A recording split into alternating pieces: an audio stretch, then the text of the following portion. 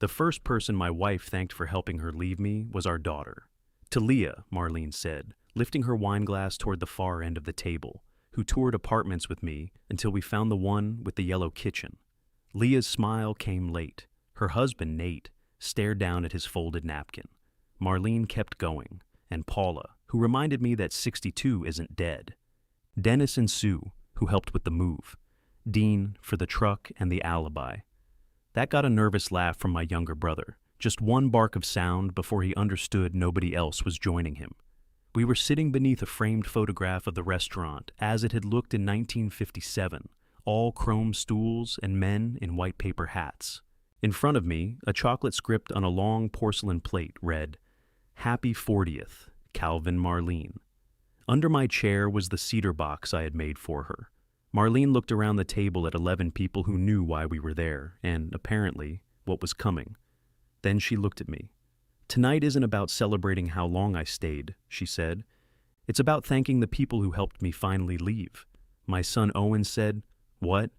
It was the only honest word in the room. Marlene's thumb rubbed the stem of her glass. It was a little habit I knew well. She did it whenever she was trying to look calmer than she felt, before giving a toast, before telling a doctor where something hurt, before asking a waiter to take back an overcooked steak. I had thought 40 years entitled me to know what frightened her. It turned out I didn't even know where she lived. The private room had gone so quiet I could hear forks and conversation beyond the sliding doors. Somebody in the main dining room laughed hard enough to cough. Owen leaned forward. "Mom, what do you mean, leave?" Leah whispered his name. He turned on her. "You knew?" "Not here," she said. I almost laughed at that. It was such a perfect sentence. We had reached the point where my wife was announcing our separation between the salmon and the anniversary cake, but apparently Owen's reaction threatened the dignity of the occasion. Marlene set down her wine. "I've rented an apartment on Hawthorne. Most of my things are already there. I'm not going home with your father tonight." Your father. 10 seconds earlier, I had been Calvin in chocolate. Paula reached for Marlene's wrist. Paula was 3 years older than her, and had always been the sister who could turn concern into a territorial claim. She looked at me as if waiting for a glass to fly. I didn't throw one. I looked at Dean instead. The alibi? He shifted in his chair. "Cal, come on." That's what she called it. It was lunch. "I took you to lunch. At a barbecue place you've complained about since 2009. They changed the ribs. They did not." It wasn't funny, but Sue made a tiny sound into her water glass. Dennis nudged her with his elbow. I watched that nudge and remembered Dennis standing in my garage the previous Saturday, talking for 20 minutes about a riding mower he had no intention of buying. I had been surprised by how interested he seemed in mulch settings. Marlene drew a breath. "This is exactly why I wanted everyone here." I looked at her. "Because I ask follow-up questions? Because you make everything small. You reduce it until it's manageable for you." On the table between us stood 2 candles in little brass holders. Leah had asked the restaurant to use the brass ones because Marlene hated the blue glass kind. I wondered whether Leah had remembered that while choosing curtains for the yellow kitchen. Nate cleared his throat. "Maybe we should all take a minute." "No," Owen said. "Maybe somebody should explain why I drove 6 hours to watch Dad get blindsided." "Owen," Marlene said, "I wanted you here. You didn't tell me. I knew you'd try to stop me. From leaving, from doing it this way." Owen sat back. "Yeah, probably." His face had gone blotchy around the neck, the way mine did when I was angry and trying not to show it. Genetics has a sense of humor. Leah's eyes filled. Mom needed support. And Dad needed what? A reservation? Don't do that. Do what? Turn this into teams. Owen stared at her. "You helped her secretly move out of his house." "Our house," Marlene said. "That was fair. It was our house." 40 years had made a lot of things ours, though not evidently this decision. The cedar box pressed against the inside of my ankle. I had put felt pads on the bottom, so it wouldn't scratch the floor when Marlene pulled it toward her. Black felt, cut slightly crooked, because my good scissors had disappeared from the workshop. She had borrowed them in March to trim shelf paper. That morning, while she was in the shower, I had practiced my toast in the kitchen. I had planned to say that Marlene was the brave one in our marriage, that she had kept conversations alive when I would have let them go quiet. that she knew people needed to be asked twice because the first "I'm fine" was usually a locked door. I had planned to admit that I had spent too much of our life confusing being needed with being known. I'd written none of it down. I was afraid reading would make it sound borrowed. Marlene looked directly at me now. Say something. There it was, not fear exactly, expectation. Everybody around that table had an idea of what I might do, and every idea required me to become someone I did not recognize. Shout, beg, call her ungrateful, pound the table, demand that she come home. I reached down and lifted the cedar box onto my lap. Marlene's eyes followed it. What is that? Your anniversary present. Her mouth opened, then closed. I could have given it to her. I could have opened the lid and forced everyone to look at the 40 small things I had saved because I apparently never noticed my own marriage. For one hot second, I wanted to make her hold every memory while she told the room she had escaped me. Instead, I put the box beneath my chair again. You have every right to leave a marriage you don't want, I said. Paula's shoulders lowered slightly. Marlene didn't move. I won't argue with that. I won't try to drag you home. But you turned our anniversary into a surprise performance, and you recruited our family as stagehands. Calvin, no. You asked me to say something. I looked around the table. Leah was crying silently. Dean had become very interested in the label on his beer. Dennis and Sue sat so close together, their sleeves touched, but neither looked at the other. You weren't helping her leave, I said. You were helping her make sure I was the last person to know my own life. Nobody applauded that speech. The waiter chose that moment to slide open the door. He was carrying a cake with 2 sugar roses and a gold number 40 standing upright in the frosting. Behind him, a younger server held a stack of dessert plates and looked delighted to be part of somebody's special night. The waiter took 2 steps into the room before he read it. I felt sorry for him. There are disasters where you expect emergency workers, clergy, maybe a tow truck. Nobody prepares restaurant staff for a marriage ending beside a decorative cake. He slowed. Would we like to hold off? Dean muttered. Christ. Marlene shut her eyes. I said, you may as well set it down. The younger server placed the plates near Nate and fled. The waiter lowered the cake between me and Marlene with the care of a man disposing of explosives. Coffee? He asked. I'd love some, Paula said. Everyone looked at her. What? She said. It's been a long evening. That was Paula. She could help dismantle a 40-year marriage, but she refused to meet a crisis uncaffeinated. I took out my wallet. Leah wiped her face. Dad, dinner's covered. By who? By us. Nate and me. No, thank you. Dad. I flagged the waiter and asked him to separate my meal. He hesitated, looking at the untouched cake, then nodded. Marlene's voice was low. You don't have to make a point out of everything. I looked at the gold 40, leaning slightly in the icing. I'm paying for the salmon, Marlene. The point was already made.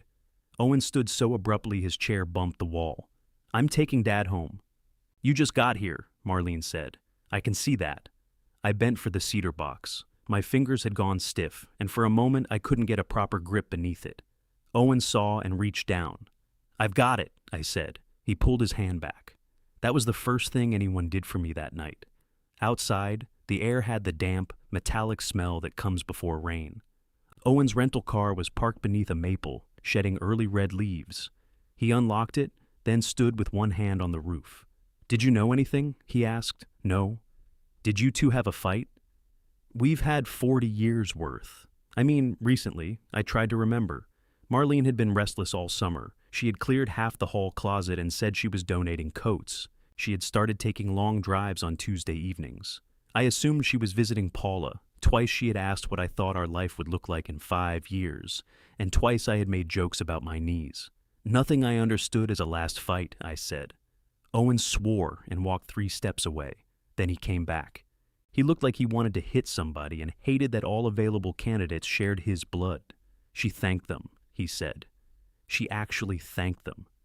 I was there. Leah looked me in the face last week and asked what time I was leaving. I know. No, you don't. She asked me if I was bringing you that rye from Tennessee, like everything was normal. I put the cedar box on the back seat. What's in there? He asked. 40 pieces of evidence that I'm an idiot. He looked at me sharply.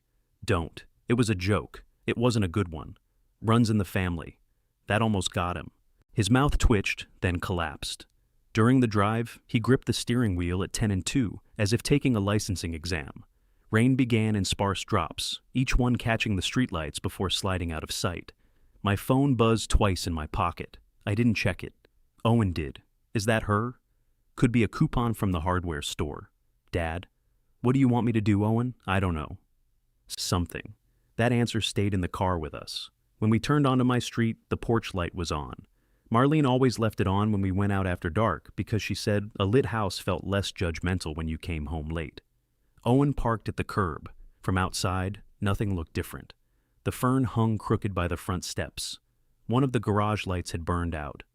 Through the living room window, I could see the lamp Marlene claimed was ugly, but refused to replace because her mother had bought it.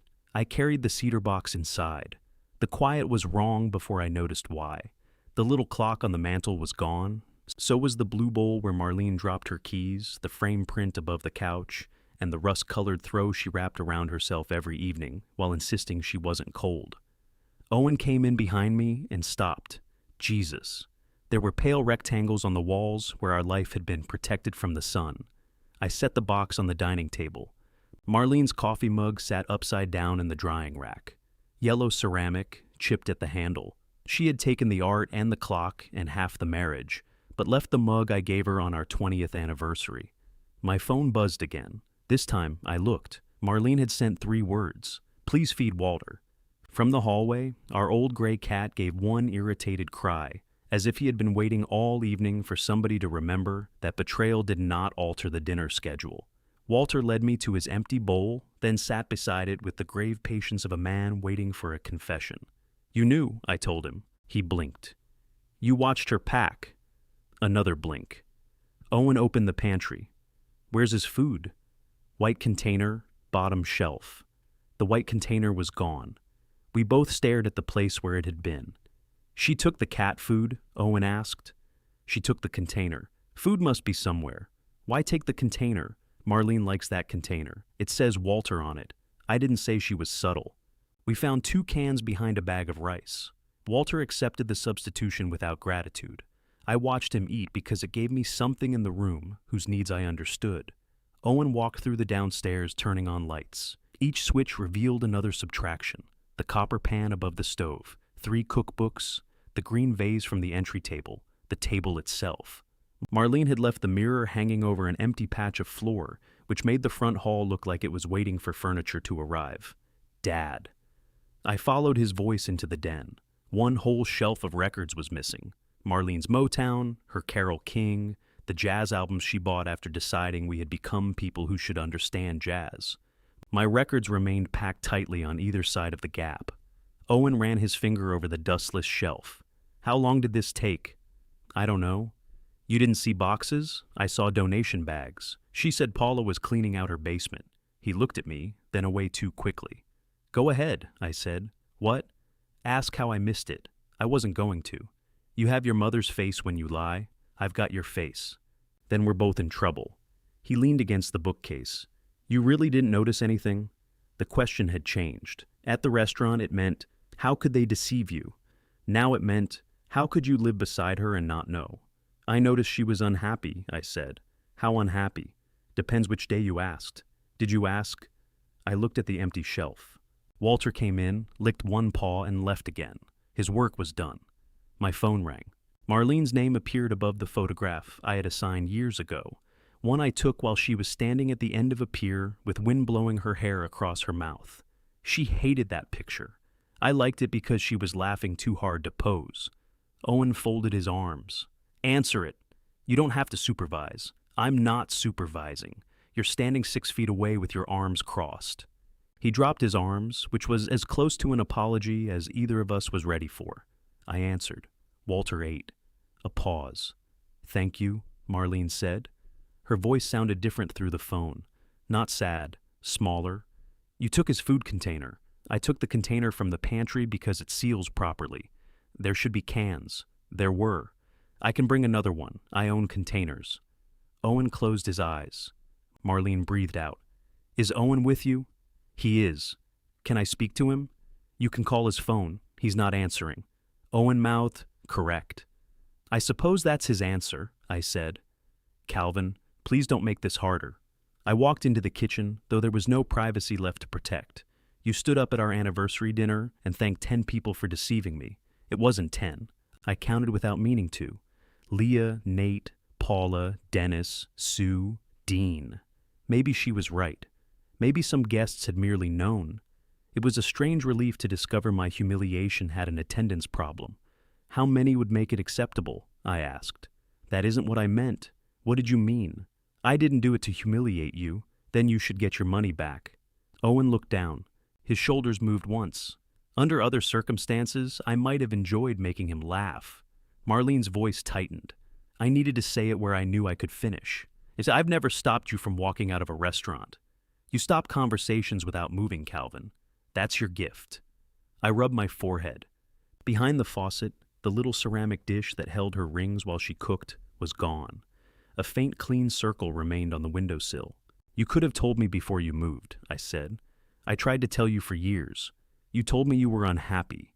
You did not tell me Dean needed to keep me occupied while Dennis carried our record collection into a truck.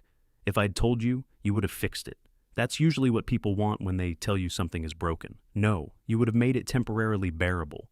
You would have booked a trip, painted the bedroom, started making coffee for me in the morning, just enough that I'd feel cruel for leaving. The accuracy of it irritated me more than a lie would have. So, you decided cruelty was better directed at me. That's not fair. You're calling from the apartment you secretly moved into. I knew everyone being there would keep things calm. Things were calm. That's not what I meant. It was the second time she'd said that. I looked through the doorway at Owen, who was pretending not to listen while hearing every word. No, I said. I know. What's that supposed to mean? You thought if you did it privately, I might say something that made leaving difficult. So you did it publicly, where I couldn't say anything at all. You could have said whatever you wanted. I said one thing, and you told me not to make a point. Silence stretched between us. For most of our marriage, I would have filled it, not with feelings, with logistics. When are you coming for the rest? Did you take your medication? What do we tell the insurance company? Instead, I waited. Finally, she said, I left some clothes, and a few personal things. I can come tomorrow while you're out. I'll be here. Calvin, it's my house too. I don't want a confrontation. Neither did I. She stopped talking again.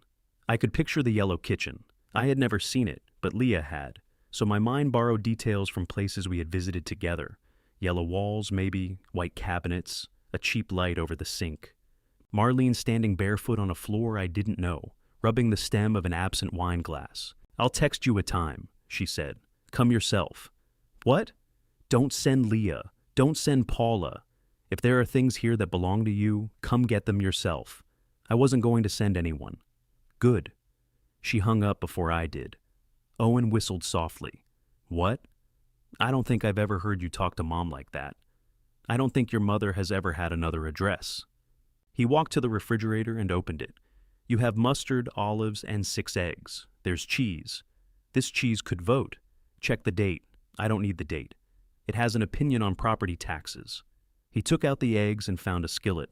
Owen cooked when he was angry, a habit he claimed came from Marlene. His version involved using every utensil in reach. Within 5 minutes, he had dirtied a bowl, a whisk, 2 forks, the skillet, and a cutting board for reasons I never discovered. I sat at the kitchen table beside the cedar box. Aren't you going to open it? He asked. I know what's in it. I don't. It wasn't for you. He sprinkled cheese into the eggs, reconsidered its political eligibility, and threw the whole handful in the trash. Did Leah know about the box? No. Would it have changed anything? I hope not. He turned from the stove. Why would you hope that? Because if an anniversary present could keep your mother in a marriage she wanted to leave, I'd have built it wrong. The answer surprised both of us. Owen lowered the heat. Are you going to divorce her? She left 3 hours ago. That's not an answer. It's the one I have.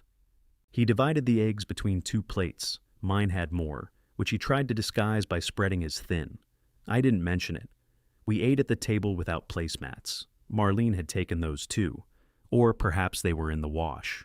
I had no idea why that distinction mattered, but it did. Owen's phone lit up beside his elbow. Leah. He let it ring. When it stopped, a message appeared, then another. He turned the phone face down. She says I'm punishing her for supporting Mom. Are you? I'm not talking to her because if I do, I'll say something I can't take back. That sounds temporary. It doesn't feel temporary. Most permanent things don't at first. He studied me. You going to forgive her? Your mother? Leah. It bothered me that I knew he meant Leah. I don't know what she did yet. She helped Mom move. That's what your mother said. I don't know when Leah found out, what she was told, what she believed, or how often she sat across from me knowing. You're making excuses for her. No, I'm measuring. Why? Because once you decide somebody is entirely wrong, you can do anything you want to them and call it justice. Owen pushed his eggs around. That sounds like something Mom should hear. Your mother has heard enough from me tonight. He stayed in the guest room, though we had a hotel reservation near the highway. I gave him a towel and an extra blanket. The guest closet had been emptied except for a wire hanger and one of Marlene's old gardening shoes. Owen held up the shoe. Was she fleeing 1 foot at a time? Put it down. I'm trying to understand the system. There may not have been a system. There's always a system. You taught me that. I had taught him that about clogged drains and electrical faults. It was less reliable with people. When the house settled, I carried the cedar box into the bedroom. Marlene's side of the closet was mostly bare. A lavender blouse still hung near the back, along with the black dress she wore to funerals. Her slippers were under the bed. On the dresser sat a small framed photograph of us in front of a motel in Maine. I was 25, squinting into the sun. Marlene had both arms around my waist and her cheek pressed against my shoulder. I opened the box and took out the brass motel key tag from that same trip. Room 214. The motel had been torn down years ago.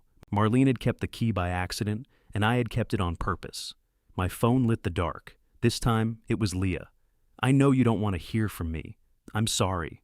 I thought she had told you. A second message arrived before I could decide whether to believe the first. Not everything. But I thought you knew she was leaving. I placed the key tag back in the box and closed the lid. Then I typed the only question that mattered. When did you realize I didn't? 3 dots appeared beneath my question, vanished, then appeared again. Finally, Leah wrote, Sunday. I sat on the edge of the bed. Sunday had been dinner at our house. Marlene made pot roast even though the temperature was 83, because she said 40 years of marriage had earned her the right to ignore seasons. Leah and Nate came over. Owen called while we were eating, and I put him on speaker. We discussed the anniversary reservation. I complained that the restaurant had misspelled my name on the confirmation email. Calvin had become Calvan. Leah laughed harder than the mistake deserved. That was when she knew. I typed, before or after dinner? She answered immediately. Before. I stared at the word until the screen dimmed. Leah had arrived with flowers for Marlene and a bottle of bourbon for me. She hugged me in the kitchen, asked whether I was excited about Friday, and listened while I described the private room. At one point, Marlene went upstairs to take a call, leaving Leah and me alone at the sink. I had told her I was nervous about my toast. She asked why. I said I wanted to get something right for once. Leah had leaned over and kissed my cheek. Before. Another message came. Mom told me she was going to tell you at home first. She promised. When? Monday, then Wednesday. She kept saying she needed one more day. I wrote, you had 5. Her reply took longer. I know. The anger came cleanly then. It was almost a relief. Not the wild, directionless anger from the restaurant, but something with edges. 5 days. 5 mornings when Leah could have called. 5 evenings when she could have driven over. She could have sent a message with no more words than Mom is moving out. Instead, she asked me what time to arrive and whether the restaurant could accommodate Paula's back. Why didn't you tell me? Because she said if you knew, you would talk her out of going through with it. Did you believe that? I don't know. Mom was scared. Of me? The dots appeared and disappeared 3 times. Of changing her mind. That answer found the softest place and pressed. I turned off the phone without replying. The bedroom was cold. Marlene had taken the quilt from the foot of the bed, leaving only the thin summer blanket. I could have gotten the extra one from the hall closet, but Owen had it. There were others somewhere. 40 years in one house produces blankets in quantities no 2 people can justify. I lay down in my clothes. At 2 a.m, Walter jumped onto the mattress, walked across my ribs, and settled on Marlene's pillow. He smelled faintly of tuna. You're on her side, I said. He began to purr. At 5:30, I gave up and went downstairs. I measured coffee for 2 mugs, caught myself, and poured half the water back out. Then I looked at the amount of grounds in the filter and added the water again. There are moments when grief is too large to recognize itself. It dresses up as bad arithmetic. Owen came into the kitchen wearing yesterday's pants and one sock. "Coffee?" I asked. He looked at the full pot. "You expecting a shift change?" "I made too much." He poured a mug. "You make exactly 4 cups every morning. Apparently your mother took the smaller coffee pot." He checked the cabinet before deciding whether I was joking. I was not. "She texted me," he said. "What did she say?" "That she loves me, that she understands I'm upset, that she hopes I'll let her explain." "Will you?" "Eventually. That's more generous than not answering." He glanced at me over the rim. "Did you answer Leah?" "1 question." "How many question marks?" "1. That's restraint." She knew Sunday. His mug stopped halfway to the table. "Mom told her I already knew," I added. "Leah figured out I didn't before dinner and said nothing." "Correct." Owen sat across from me. The morning light exposed the dust where the entry table had stood. I wondered if dust was legally mine or Marlene's. "She always does this," he said. "Who?" "Leah. She decides what everybody can handle, then calls it helping. Your sister was put in a bad position. She stayed in it. I had no answer for that." My phone buzzed on the counter. A message from Marlene. 11. I'll come alone. At 10:58, a car door closed outside. Through the front window, I saw Paula's silver sedan parked at the curb. "So much for alone," Owen said. "Paula's staying in the car." "How do you know?" "She's already tilted the mirror down to check her lipstick. That's a 20-minute operation." Owen looked despite himself. "She's got snacks. Then it could be 40. Marlene came up the walk carrying 2 flattened cardboard boxes under one arm. She had changed out of the navy dress from dinner and into jeans, a pale blue shirt, and the brown loafers she wore when she wanted to look practical. At the door, she took out her key. Then she knocked. I opened it. For a second, neither of us seemed prepared for the sight of the other in daylight. She looked tired, not ruined, not triumphant, just tired. "Hi," she said. "Come in." She stepped into the empty entryway and looked automatically toward the place where the table had been. Whatever she expected to see there, she had forgotten she took it. Owen remained in the kitchen. "Hi, honey," she called. "Hi, I'm glad you stayed." He didn't answer. Marlene set the boxes against the wall.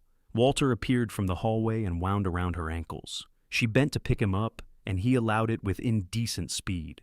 "Traitor," I said. Marlene almost smiled. "He doesn't understand." "He understands who buys tuna." She held Walter against her chest, rubbing beneath his chin. I had seen her do that every morning for 9 years. The familiarity of it was worse than the missing furniture. "I can take him," she said. "No." The word came out quickly. Her hand stopped. "He's attached to me. He's attached to this house. He's a cat." "Exactly." Change upsets him. Owen came to the doorway. "You moved out in pieces for a month and left him behind. You don't get to discover an attachment now." Marlene lowered Walter carefully. "I wasn't talking to you." "No, you weren't. That seems to be going around." "Owen, I'm going to get breakfast. You just ate. I'm going to get another breakfast." He took his jacket from the back of a chair. Marlene moved toward him. "Please don't leave because I'm here. I'm leaving because I don't want my first honest conversation with you to happen while Aunt Paula eats crackers in a getaway car." "She's not." He opened the door. Paula looked up from a plastic container in her lap. Owen raised one hand to her. "Morning, accomplice." Paula rolled down her window. "I don't appreciate that." "Imagine." He walked toward the rental car. Marlene shut the door with more force than necessary. "You shouldn't encourage him." "I didn't. You didn't stop him. He's 35. You can still tell him when he's being rude. I can also tell when it's hereditary." Her eyes flashed. There she was, not the brave woman giving a speech or the frightened woman rubbing a wine glass. Just Marlene, angry in our hallway because I had gotten a line past her defenses. She picked up the boxes. "I want my black dress, the lavender blouse from the closet, and the rest of my bathroom things." "Take what's yours." That sounds loaded. It's 6 words. 4. "What?" "Take what's yours" is 4 words. I counted silently. She walked past me. "You see? This is what you do. You say something that sounds simple, but it has 12 meanings underneath. That isn't the same? No. Yours was helpful. She climbed the stairs, and I followed far enough to sit on the top step. I had promised myself I would not watch her pack. Then I remembered that promises made alone at 4 a.m. are not always binding. Cupboard doors opened in the bathroom, bottles knocked together, a drawer slid out and hit the stop. "You moved my face cream," she called. "I have not reorganized your face cream since Friday. It was on the left. Maybe Dennis packed it." Silence. "That was uncalled for," she said. "Probably." She appeared in the bedroom doorway holding a toiletry bag. "Do you think this is easy for me?" I looked at her. She waited. "No," I said. "I think you made sure the difficult part happened before I knew there was a difficult part. I had to get established somewhere. You had to choose curtains. Leah told you that?" "You announced it." Her face tightened. I was trying to thank her. She doesn't feel thanked. She has no reason to feel guilty. I put her in that position. You put everybody in a position. That's why they were all at dinner. I wanted support. You wanted witnesses. I wanted to feel safe. The word hung there. I stood. "Did you tell them you weren't safe with me?" I told them I didn't know how you'd react. Neither did I. Nobody gave me the opportunity. I never said you would hurt me. You didn't have to. You asked my brother to create an alibi. You asked Dennis to move boxes while I was gone. Then you sat everyone around a table to contain my reaction. What did you think they would assume? She looked toward the bedroom window. Paula's car was visible below, silver roof shining between the maple branches. "I told them you would talk me out of it," she said. "No. You told Leah you might change your mind." Marlene's eyes came back to mine. "She showed you our messages?" "She contacted me. That wasn't her story to tell." I laughed once. I couldn't help it. Her face changed. She heard it too. "Forget I said that," she whispered. "I don't think forgetting is going to be my strongest skill this week." She turned away and went to the closet. I stayed in the hall. A moment later, she said, "Where's the box?" I knew which one she meant. "In here." She came out and looked past me toward the cedar box on my side of the bed. "You brought it upstairs?" "Yes." "What's inside?" "Things I kept." She walked to it, but did not touch the lid. Up close, I could see a faint smear of last night's mascara beneath one eye. "You made this?" "Yes." "When?" "Mostly over the summer." Her fingertips rested on the brass latch. I heard the click as she lifted it. "Don't," I said. She froze. The word seemed to surprise her more than anything I had said at the restaurant. I stepped into the bedroom and closed the lid beneath her hand.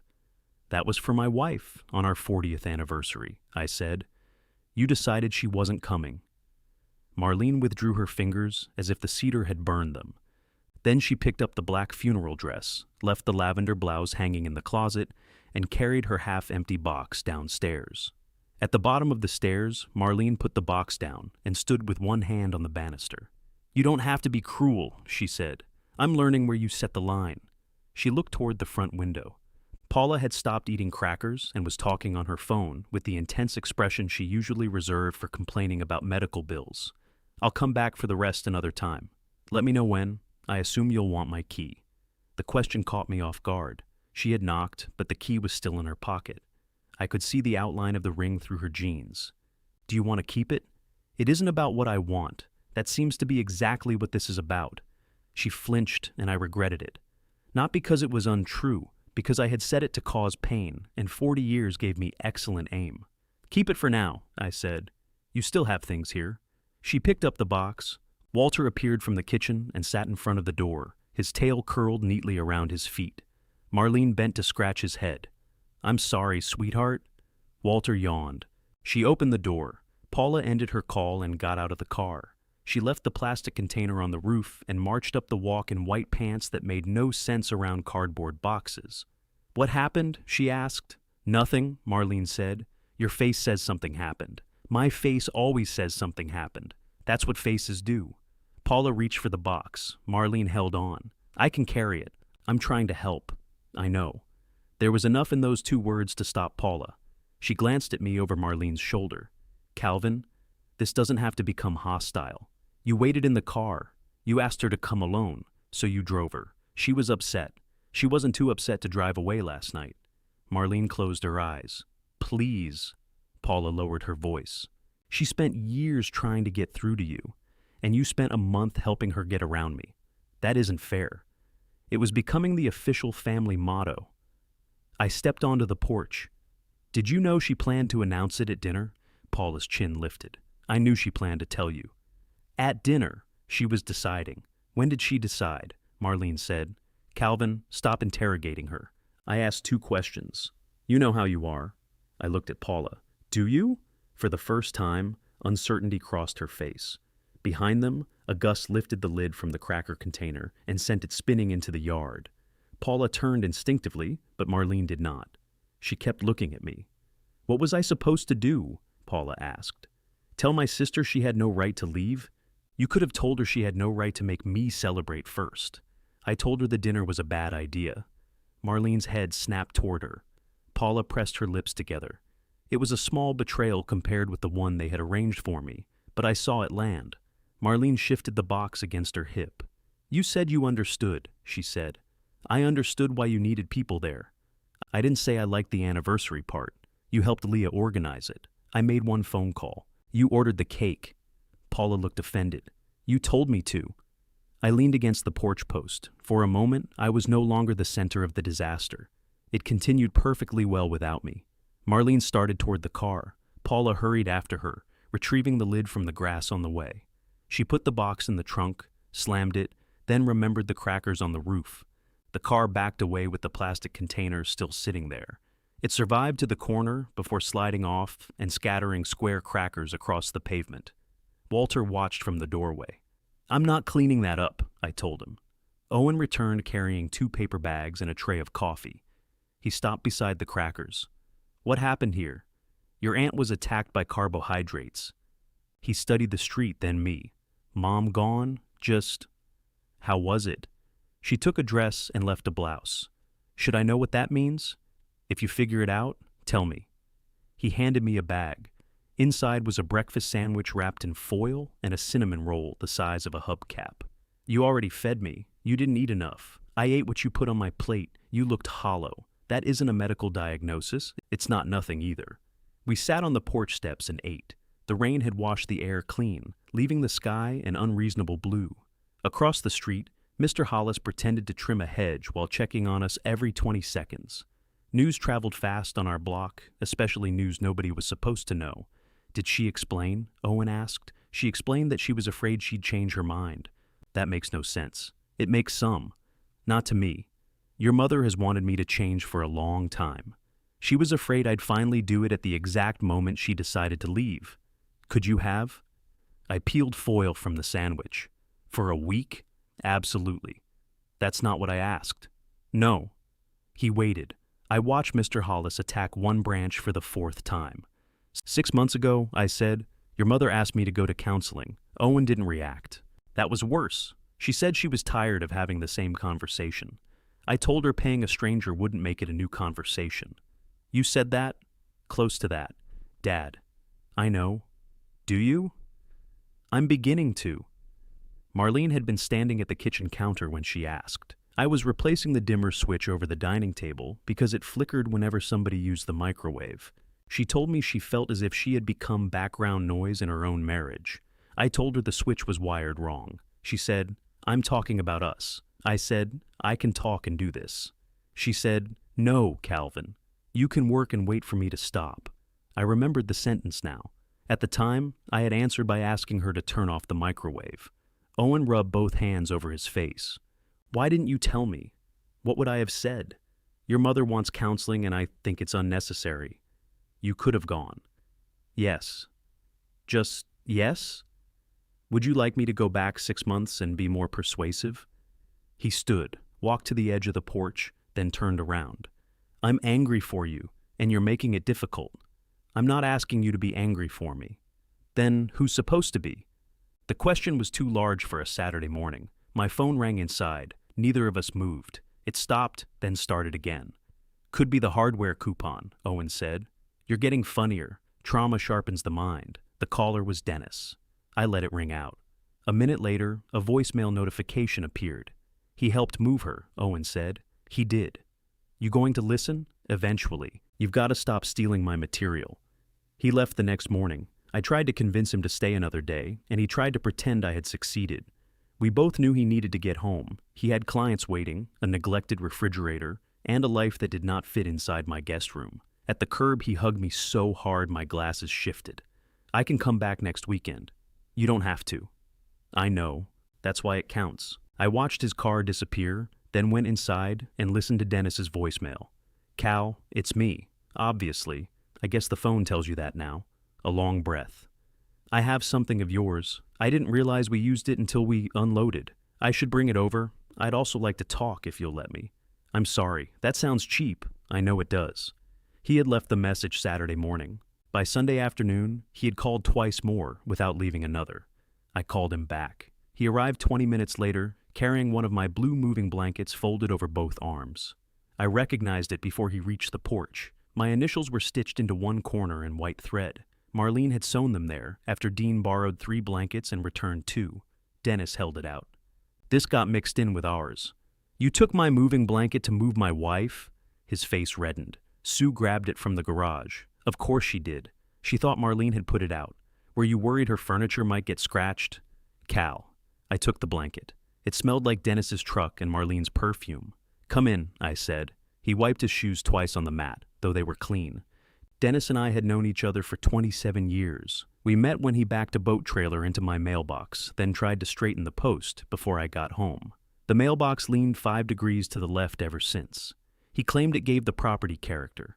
Now he sat on the edge of my couch and looked at the spaces where Marlene's things had been. She said you knew, he began. Everybody says that. She said the marriage was over, that you two had talked about separating. We talked about being unhappy. She made it sound further along. How far? He rubbed his palms together. She said you'd accepted it in your way. My way. You know? Quiet. I waited. He looked at me, then at the floor. When did you realize I didn't know about the apartment? I asked. The day we moved the dresser. That was when you came over to discuss riding mowers. He nodded. So you knew then.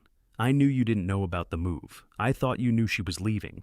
That's a precise amount of ignorance. I'm not proud of it. No? He accepted that without defending himself. Sue had helped Marlene pack the dresser drawers in the spare room at Paula's house. Dennis and Dean loaded the furniture while Leah kept checking the time. Marlene had been nervous that I would come home early. Dennis volunteered to keep me busy. He told himself he was preventing a confrontation. What confrontation? I asked. He stared at the empty space above the couch. I don't know. Did Marlene tell you I'd done something? No. Did you think I would hurt her? No. Never. Did you think I'd stop her? She thought you might. I'm asking what you thought. Dennis's jaw moved. I thought you'd make her feel guilty, he said. By knowing, by being you. That one hurt because he did not say it cruelly. I folded the moving blanket smaller, matching the corners. What does that mean? You're decent, Cal. Annoyingly decent. You show up. You remember what people need. You don't ask for much. It makes it hard to disappoint you. I've survived disappointment. I see that. And being difficult to disappoint justified lying to me? No. But it helped. He leaned forward. She said she'd tried everything.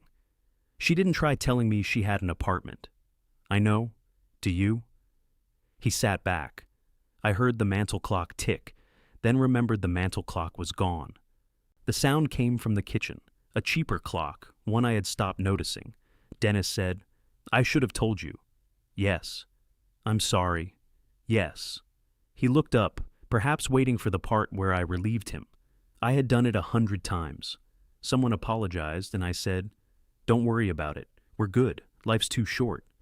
This time, I let the apology remain uncomfortable. After a while, he asked, Are we? Are we what? Good. No. The word left him with nowhere to hide. I set the folded blanket beside his chair. But you can come back Tuesday, I said. And we can see what we are then. He nodded slowly. When he left, he took the moving blanket with him by mistake. I noticed only after his truck had gone. For once, I let somebody else carry something of mine away and did not run after him. At the grocery store, I bought 2 peaches. I put them in the cart without thinking, tested a tomato, rejected it, then came back around and found them sitting beside the milk, like a mistake somebody else had made. Marlene liked peaches firm enough to slice. I liked them soft enough to require eating over the sink. For 40 years, I had bought one of each and spent the drive home trying to remember which was which. I returned the firmer peach to the display. Then I stood there feeling disloyal to a piece of fruit. Calvin?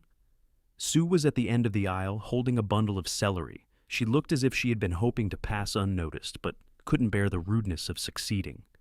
"Hello, Sue." She came closer. Dennis's wife had a round, open face that usually showed every opinion before she spoke it. That morning, it seemed closed for repairs. "How are you doing? I'm comparing peaches. I meant after Friday." "I know."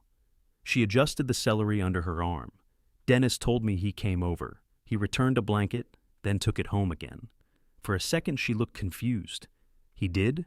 He got distracted. "I'll bring it back." "No hurry. Apparently it travels." She smiled despite herself, then lost it. "I'm sorry, Calvin." The produce aisle had become crowded. A man squeezed behind me to reach the nectarines while pretending not to listen. "I appreciate that," I said. "I should have called you." "Yes." Her eyes widened slightly. She had expected the same thing Dennis had. My automatic pardon, issued before the apology finished. "Marlene said you knew she was unhappy." "I did." "She said you knew she was thinking about leaving. I knew she'd said it during arguments. I also knew I'd said I might move to Alaska during an August heat wave. That isn't the same." "No." Sue turned the celery so the leaves pointed down. "She told me she couldn't do it if she had to watch you be hurt, but she invited you to watch." The man at the nectarines moved away without buying any. Sue's face reddened. "I didn't know she was going to thank us like that. None of us did. Paula knew. Paula knew there would be a speech. She didn't tell us what it was. How did you think Marlene planned to explain why her suitcase was already at another address? I thought she was going to say you'd agreed to separate. Did she tell you that? She said you'd understand. That means no." Sue looked tired suddenly. "We wanted to help her. I believe you." That made her eyes fill faster than anger would have. I took the soft peach from my cart and put it beside the firm one on the display. "Tell Dennis Tuesday is still fine," I said. At home, Marlene had sent me a list of things she wanted to collect next time. The lamp from the guest room, her grandmother's pie plate, 2 winter coats, the small toolbox with the red handle. The toolbox was mine. I had bought it for her after she got tired of searching the garage for a screwdriver. She had kept it beneath the laundry sink and used the hammer mostly for breaking bags of ice. I typed, "Toolbox is yours." She responded, "I know." "Then why was it on the list?" "Because I was telling you what I planned to take." The answer irritated me, because it was reasonable. I set my phone down and unpacked the groceries. 1 peach, 1 tomato, 6 eggs, although 3 remained from the previous carton. I had become reckless with eggs. At 6, the doorbell rang. Leah stood on the porch holding a covered casserole dish and the bourbon she had brought Sunday night. The bottle was unopened. She wore black pants and a green sweater, the kind of clothes she chose when she wanted to be taken seriously. "I wasn't sure you'd let me in," she said. "I told you 6. You also stopped answering. I ran out of useful questions." She lifted the casserole slightly. "I brought pot roast. Is it 83 degrees? 79. Your mother would consider that chilly." The corner of her mouth moved. "Can I come in?"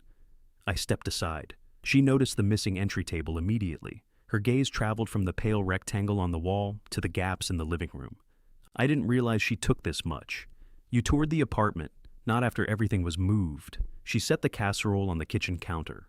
Walter came in, saw her, and made a hopeful noise. "I didn't bring anything for you," she told him. Walter looked at the pot roast. "He doesn't believe you," I said. Leah removed the foil. The roast was in Marlene's blue baking dish. "Mom gave me this years ago," she said quickly. "I didn't ask. You looked at it. I have eyes. That look is a question." I took plates from the cabinet. "You're going to have to stop telling me what my face means. Apparently nobody in this family is good at it." We ate at the kitchen table. Leah had added carrots, onions, and potatoes cut into nearly identical pieces. She had always cooked as if the vegetables were entering a competition. After 3 bites, she said, "Nate wanted to tell you." I put down my fork. "Not Sunday," she added, "before Friday, when Mom changed her mind about talking to you at home." What stopped him? I did. I waited. He thought the dinner was cruel. I told him he didn't understand Mom's situation. What situation? Being married to you. The words landed harder in my kitchen than they would have in a courtroom. Leah's eyes dropped. That came out wrong. I doubt it. I didn't mean you were abusive. Everybody keeps telling me what they didn't mean. I meant how Mom feels around you, how she has felt for years. And you understand that? Yes. Because she told you? Because I've felt it too. I leaned back. Walter jumped onto the empty chair between us. Leah lifted him into her lap, grateful for something to hold. When Mark left me, she said, you never once asked if I was okay. Mark had been her first husband. Their marriage lasted 5 years, though the last year had the slow, sour quality of milk going bad. When he left, Leah came home to us for 3 months. That isn't true. Okay? You asked if I was sleeping. That was asking if you were okay. No, Dad. It was asking if I was sleeping. I didn't know there was a difference. That's the problem. I reached for my water. You fixed the leak in my roof, she continued. You found movers. You changed the locks, got estimates for the broken fence, and made a list of every company where I needed to change the billing name. You had enough to deal with. I know. You were incredible at all of it. The compliment gave me nowhere comfortable to stand. But Mom sat with me on the bathroom floor when I couldn't stop crying, she said. You knocked once, asked if we needed anything from the hardware store, and left. I thought you wanted privacy. I thought you were ashamed of me. Why would I be ashamed? Because my marriage failed. Mine just failed in a restaurant. She shut her eyes briefly. I'm trying to explain. So am I. I wasn't ashamed of you. I didn't know what to do with pain I couldn't repair. You could have sat down. Yes. One word, and the kitchen changed. Leah looked at me. I should have sat down, I said. I should have asked if you were scared. I should have asked what Mark's leaving made you think about yourself. I should have let you answer badly and take as long as you needed. Her chin trembled. Why can you say that now? Because apparently public humiliation is very educational. That's not funny. It's a little funny. No, it isn't. I said a little. She laughed once against her will and covered her mouth. The laugh became a sob so quickly I almost missed the turn. Walter leaped from her lap before the weather worsened. I got out of my chair, then stopped. I did not know if she wanted a hug. 6 days earlier, I would have solved that uncertainty by rinsing the plates. Can I sit with you? I asked. She nodded. I moved to the chair beside hers. For a while, we said nothing. I did not touch her until she leaned her head against my shoulder. When she was quiet again, I said, understanding why you sided with your mother doesn't make what you did disappear. She straightened. There it was. The part both of us had known was coming. I know. Do you? Yes. You came here Sunday. You brought me bourbon, ate at my table, and listened to me talk about the anniversary. I thought Mom had told you she wanted to separate. You knew before dinner that she hadn't. Leah wiped beneath her eyes. Yes. You let me talk about my toast. I wanted to tell you, but you didn't. No. Why? She looked toward the dark window above the sink. Our reflections sat side by side, blurred by the glass. Partly because Mom made me promise, she said. Partly because I was afraid she'd back out. And partly because I was angry with you. For what? For making her ask so many times. For making all of us translate you. For always being the good man nobody was allowed to be mad at. I let that settle. So, you helped her hurt me, I said. Her face folded. Yes. Not. I supported her. Not. I was put in the middle. Yes. It was the first clean answer anyone had given me. I am sorry, she said. I am so sorry, Dad. I believed her. That was inconvenient. She reached for my hand. I let her take it, but I did not close my fingers around hers. I'll forgive you, I said. She began to cry again. Not tonight. Her grip loosened. I love you, I said. I'm glad you came.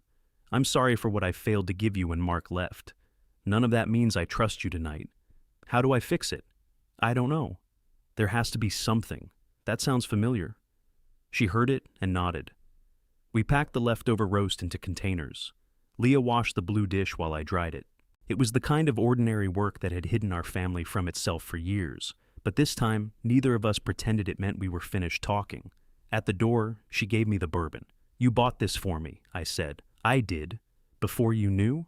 Before I realized you didn't. I turned the bottle in my hand. That's a very narrow window. I know.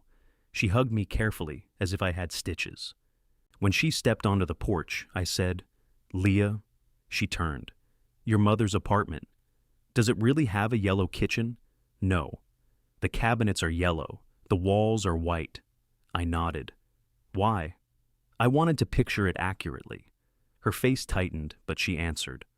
"The bedroom curtains are blue," she said. "Mom hated the ones I chose, so she took them back." That surprised a laugh out of me. Leah smiled through what was left of her tears. She said they looked like a dentist's office. They probably did. They did. She walked to her car. I stood in the doorway until her taillights disappeared. Then I went upstairs, opened the closet, and took Marlene's lavender blouse from the hanger. I nearly folded it with the things she planned to collect. Instead, I hung it back exactly where it had been. For the first time, leaving something untouched did not feel the same as refusing to see it. Dennis returned the moving blanket Tuesday morning with a loaf of banana bread Sue had made. She thinks baked goods might succeed where apologies failed, he said. Did she put walnuts in it? Yes. Then she isn't serious. He looked alarmed. You like walnuts? Marlene likes walnuts. Dennis stared at the loaf as if it had taken sides. I'm kidding, I said. Are you? I'm trying something new. He handed me the blanket and followed me into the garage. The space looked mostly unchanged, which comforted me, until I realized Marlene had never liked the garage. Nothing missing meant nothing wanted. I folded the blanket on top of the others. Dennis watched. I could help you with anything around here, such as? I don't know. Whatever needs doing. The bathroom faucet drips. I don't know anything about faucets. I do. Right. The gutters need cleaning. I don't like heights. You own a 2-story house. I pay people, so your offer is mostly emotional. His hands went into his pockets. I'm not great at that either. That made 2 of us. We carried the banana bread into the kitchen and cut it before Sue's diplomacy dried out. It was good, walnuts and all. Dennis sat where Leah had sat the night before. She called Marlene. Sue did? She wanted to apologize for how things happened. To Marlene? To both of you. You were at my house. She called Marlene first. Of course. He winced. Marlene didn't take it well. What did she say? That Sue was making her feel guilty for leaving. Was she? No. She was making her feel guilty for the dinner. Apparently guilt has poor hearing. Dennis brushed crumbs into his palm. Marlene said everybody's abandoning her now that the hard part is over. The sentence tugged at something in me before I could stop it. I pictured Marlene alone in the white bedroom with the blue curtains she hated. She had built her escape around a group of people who would cheer at the door. She may not have considered that afterward they would go home. Is Sue abandoning her? I asked. No. But she told her she won't lie anymore. About what? If people ask what happened, Marlene wants us to say you two had been separated emotionally for years. What does that mean? I asked the same thing. And? It means she felt separated. I looked around the kitchen. 2 coffee cups stood in the drying rack, 1 mine and 1 Owen's. For the first time in decades, none belonged to Marlene. She was lonely, I said. That part is true. You don't have to defend her. I'm not. I'm trying not to steal the parts she's right about just because she handled the rest badly. Dennis nodded as if I had said something wise. I hadn't. I was repeating an argument I'd had with myself at 3 in the morning and reporting which side was ahead. On his way out, he stopped beside the mailbox he had damaged 27 years earlier. I could finally fix that. Don't. It leans. It has character. You said that was a stupid excuse. It grew on me.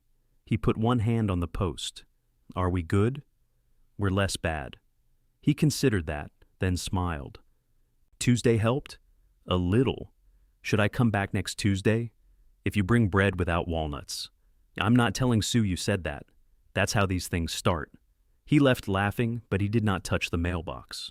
Dean called while I was sweeping crumbs from beneath the table. I hear you're interviewing everybody, he said. Who told you? Paula. Then I'm surprised she didn't call it an inquisition. She used the word campaign. I've spoken to 3 people. That's half the table. I also spoke to Owen. Does he count, or was he not part of the operation? Dean exhaled into the phone. This is getting ugly. It started ugly. Can we talk without you doing that? Doing what? Making every sentence sound like evidence. I looked at the broom in my hand. Lunch? He hesitated. Barbecue place, I said. No improved ribs. Today? 12:30? You really want to go back there? No, that's why it feels appropriate. Dean was already in a booth when I arrived. He had ordered iced tea for both of us, mine without lemon. He knew I disliked lemon in tea because I had said it once in 1998. Families can notice everything about a man except when they are dismantling him. He stood halfway, uncertain whether to shake my hand. I sat before he decided. You look tired, he said. You look older. I am older. Since Friday, feels like it. A waitress placed menus in front of us. Dean ordered pulled pork. I ordered chicken because spite has limits. For a while we discussed smoke flavor, road construction, and whether the restaurant had changed its coleslaw. It was the sort of conversation we could sustain during a flood. Finally I said, "Why did you help her?" Dean stirred his tea. She asked, "Strangers ask you to switch electricity providers. You managed to resist. She's family. So am I. I was trying to stay neutral. You invented a reason to take me out while she moved a dresser. I took you to lunch. Neutral would have been staying home." He put down the spoon. "I didn't want to be in the middle. You were driving the middle. I thought she had a right to leave. I agree, that stopped him." I had watched the same confusion move across several faces. They had prepared defenses for a man demanding his wife return. My agreement removed their best barricade. "She said you wouldn't let the conversation happen," he said. "Did she describe how I would stop it?" "You'd talk circles until she doubted herself." "Have I ever talked circles around anyone?" "You don't use a lot of words, Cal. You use weight." I sat back. Dean tore the paper from his straw into narrow strips. He was 61 and still destroyed whatever was in reach when he felt cornered. "What does that mean?" I asked. "It means when you say you're disappointed, it feels like a judge-passed sentence. I don't say I'm disappointed. You don't have to. So, all this happened because my face has a tone? There. That. What? You turn what I say into something ridiculous, then I have to defend a worse version of it. Marlene had said nearly the same thing about my simple sentences and their 12 hidden meanings. I looked toward the kitchen doors. A server backed through them, carrying 3 plates along one arm. "Say the better version," I said. Dean stared at me. "I'm listening." He rubbed his thumb over one of the wet rings on the table. "You've spent your whole life being the one who handles things," he said. "Dad got sick. You organized everything. My first marriage ended. You cleared out your basement before I even asked. When my restaurant failed, you found me work with Tony and acted like it was nothing. It was a phone call. It was never nothing to me. I was helping, I know. That was the problem. I waited. You make it impossible to pay you back," he said. "You never need anything. You won't take money. You won't talk about it. You just smile and say, 'We're family,' and everybody else gets to spend the next 20 years knowing who carried who. I didn't keep score. You didn't have to. I did." The waitress brought our food. She placed the chicken in front of Dean and the pork in front of me. Neither of us corrected her. "So, this was paying me back?" I asked. "No. It sounds like it. I didn't think that consciously." "That's comforting." "Would you let me finish?" I nodded. Dean pushed a pickle to the edge of his plate. "When Marlene asked for the truck, I thought maybe I could be useful to her, the way you're useful to everybody. And yes, some part of me liked that you didn't know what was going on. For once, you weren't 10 steps ahead." I looked at him. His face changed as he heard himself. "That sounded bad," he said. "It sounded honest. I didn't want you hurt. You wanted me brought down to size." "No. Dean." He stared at his brother's chicken in front of him. "A little," he said. The restaurant noise seemed to swell around us. Ice in glasses, dishes colliding, somebody calling for extra sauce. "You could have told me you resented me," I said. "You could have noticed." "I'm not sure this family understands noticing. We may need outside training." He gave a short laugh and hated himself for it. I ate 1 bite of pulled pork. It was better than the chicken would have been. Dean said, "I'm sorry." "Which part?" "All of it. That isn't specific." He flinched. I almost took it back. Then I remembered the anniversary cake entering the room and let him work. "I'm sorry I lied about lunch," he said. "I'm sorry I helped move her things. I'm sorry I liked having information you didn't have. And I'm sorry I sat at that table knowing what was coming. Did you know she was thanking everyone?" "No." "I knew she was announcing the separation. She said you'd spoken privately first." "You believed that?" "I wanted to." Why? Because the alternative made me a coward. I nodded. He finally looked at me. Are you done with me? No. Relief crossed his face too early. But I am done rescuing you from feeling bad. The relief disappeared. I signaled the waitress for separate checks. Dean glanced at my plate. You hate pulled pork. It's growing on me. You want to trade? No. We finished the wrong lunches in silence. Outside, the sun flashed off the windshields hard enough to make me squint. Dean followed me to my truck. I could come by this weekend, he said. Help with the gutters. Dennis already refused. I'm not afraid of heights. I know. Do you want help or not? I haven't decided. He nodded, then put both hands on his hips. For what it's worth, I told Paula she should cancel Sunday. What's Sunday? Her birthday dinner. I had forgotten. Every year Paula held it at our house because her apartment was too small, and she disliked cleaning before guests. Marlene planned the menu. I cooked the meat. Dean brought folding chairs and complained about where I placed them. My phone buzzed. A group message from Paula waited on the screen. Given everything, I think keeping Sunday normal would be good for the family. Calvin, can we still use the house? Below it, Marlene had already replied. I agree. We shouldn't let this divide everyone. I read the messages twice. Then I handed the phone to Dean. He shook his head slowly. That's unbelievable. It was. Yet, I could picture exactly how it had happened. Paula had a guest list. Marlene had already ordered a cake. The table still existed. I was the only part of the tradition they had removed, and even then they assumed I would leave the door unlocked. I took back the phone and typed 6 words. No. Find another place this year, Paula replied, before I put the phone in my pocket. I've already invited 14 people. Dean leaned over my shoulder. Tell her that sounds like a Paula problem. She'll know that's you. So? You're not ready. For what? The phone call. His phone began ringing. He looked at the screen. You're enjoying this? A little. You're a terrible person. I've had a difficult week. He declined the call. Seconds later, my phone rang instead. Don't answer, Dean said. She'll come to the parking lot. She's in the group chat. She doesn't know where we are, I answered. Hello, Paula. What do you mean, find another place?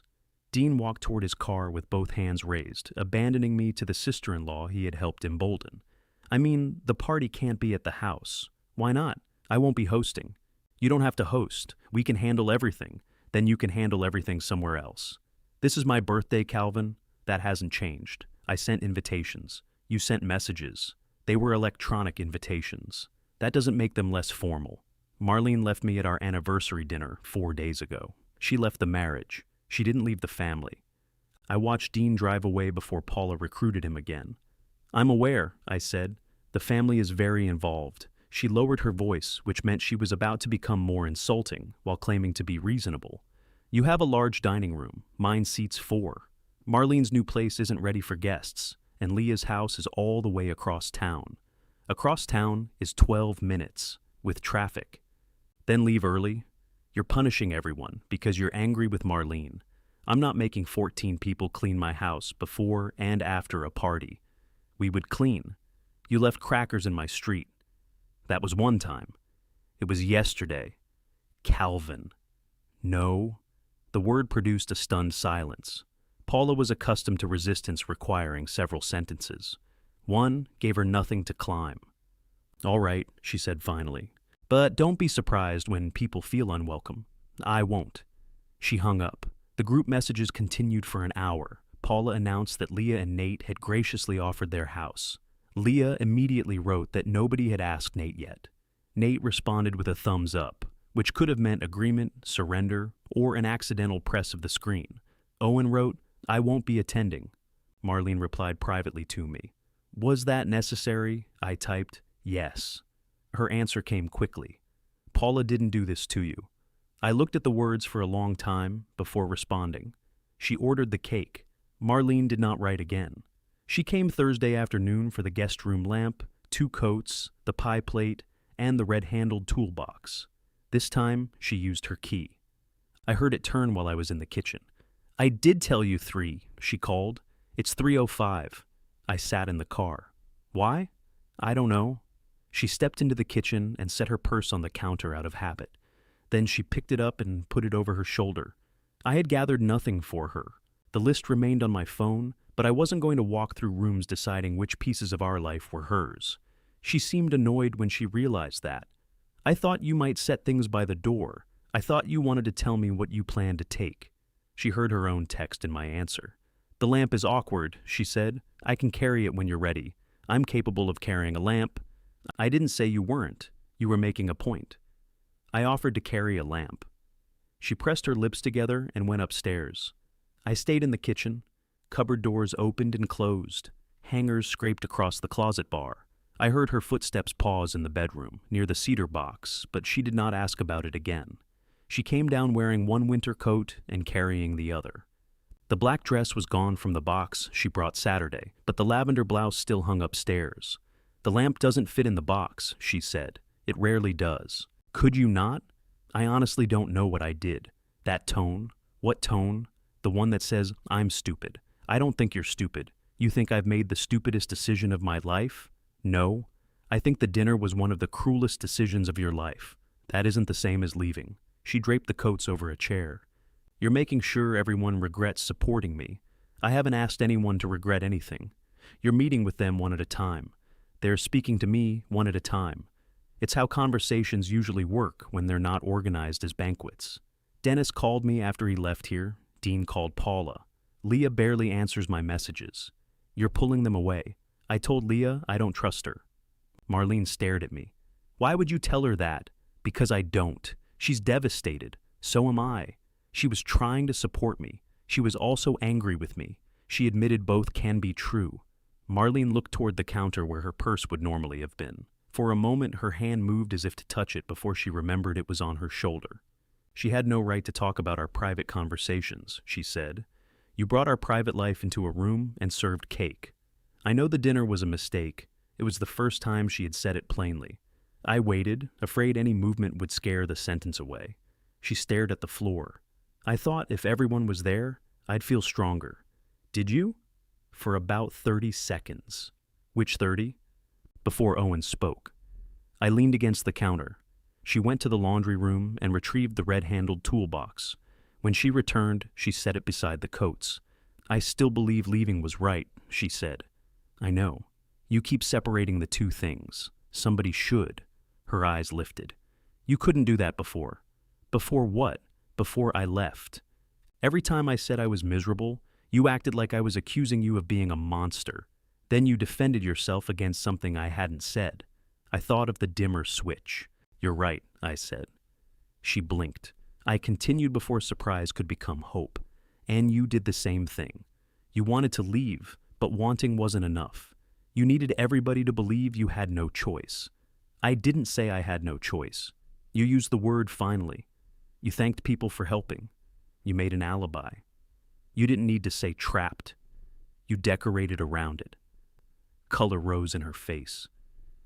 You don't get to tell me what I felt. No. I get to tell you what you did.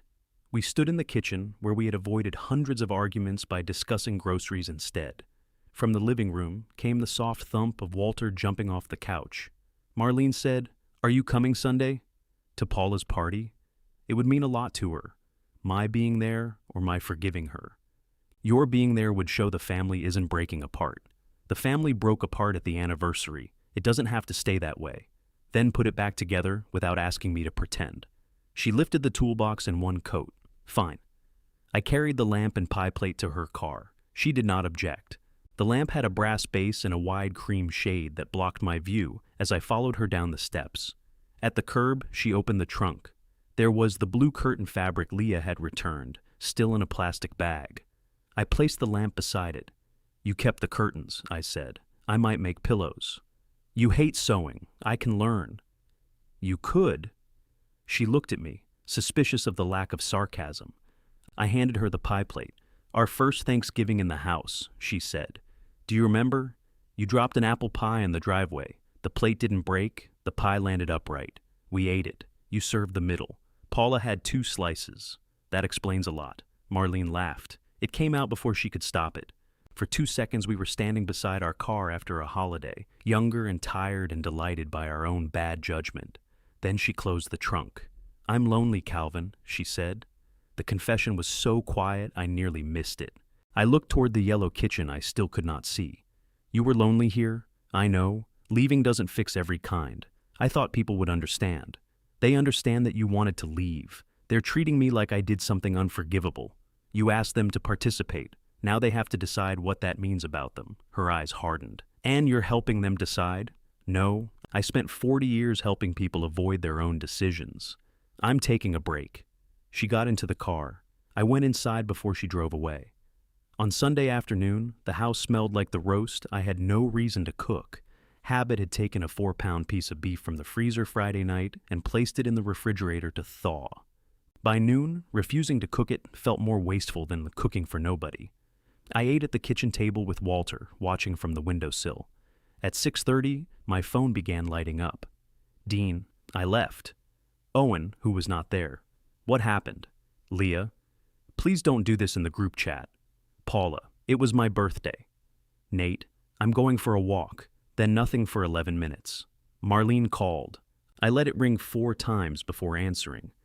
Did somebody set fire to the cake? I asked. She was crying, not loudly. Marlene had always cried as if there were people sleeping in the next room. I shouldn't have called, she said. What happened? Sue told Paula the anniversary speech was cruel. Paula said everyone had agreed with it at the time. Dean said he hadn't. Then Leah told them she knew you didn't know before dinner. I see. And Owen sent Paula a message. What did he say? I don't know. She wouldn't show me. That meant it was either very bad or very accurate. I heard a door close behind her. She was probably sitting in her car outside Leah's house, unable to drive yet. I thought you'd be happy, she said. I'm not. Why not? Because I know all those people. She cried harder at that. My hand tightened around the phone. Every old instinct told me to ask where she was, tell her to wait, get my keys. Marlene had never called me crying without my body preparing to go find her. I don't know who I'm supposed to call anymore, she whispered. I closed my eyes. Not me tonight, I said. Then I stayed on the line until I heard her start the car. The engine turned over on the second try. Drive carefully, I said. Marlene gave a wet, tired laugh. You always say that. It keeps being applicable. I'm at Leah's. It's 8 minutes. Accidents respect distance. You used to say that every time I went to the mailbox in winter. Our driveway slopes. I know, Calvin. The car's turn signal clicked through the phone. She sniffed, then said, I'm sorry I called. I'm not. You told me not to call you. I told you I wasn't the person to comfort you tonight. That's different. Is it? Yes. She waited for an explanation. I didn't have one that would survive being spoken aloud. Good night, Marlene. Good night.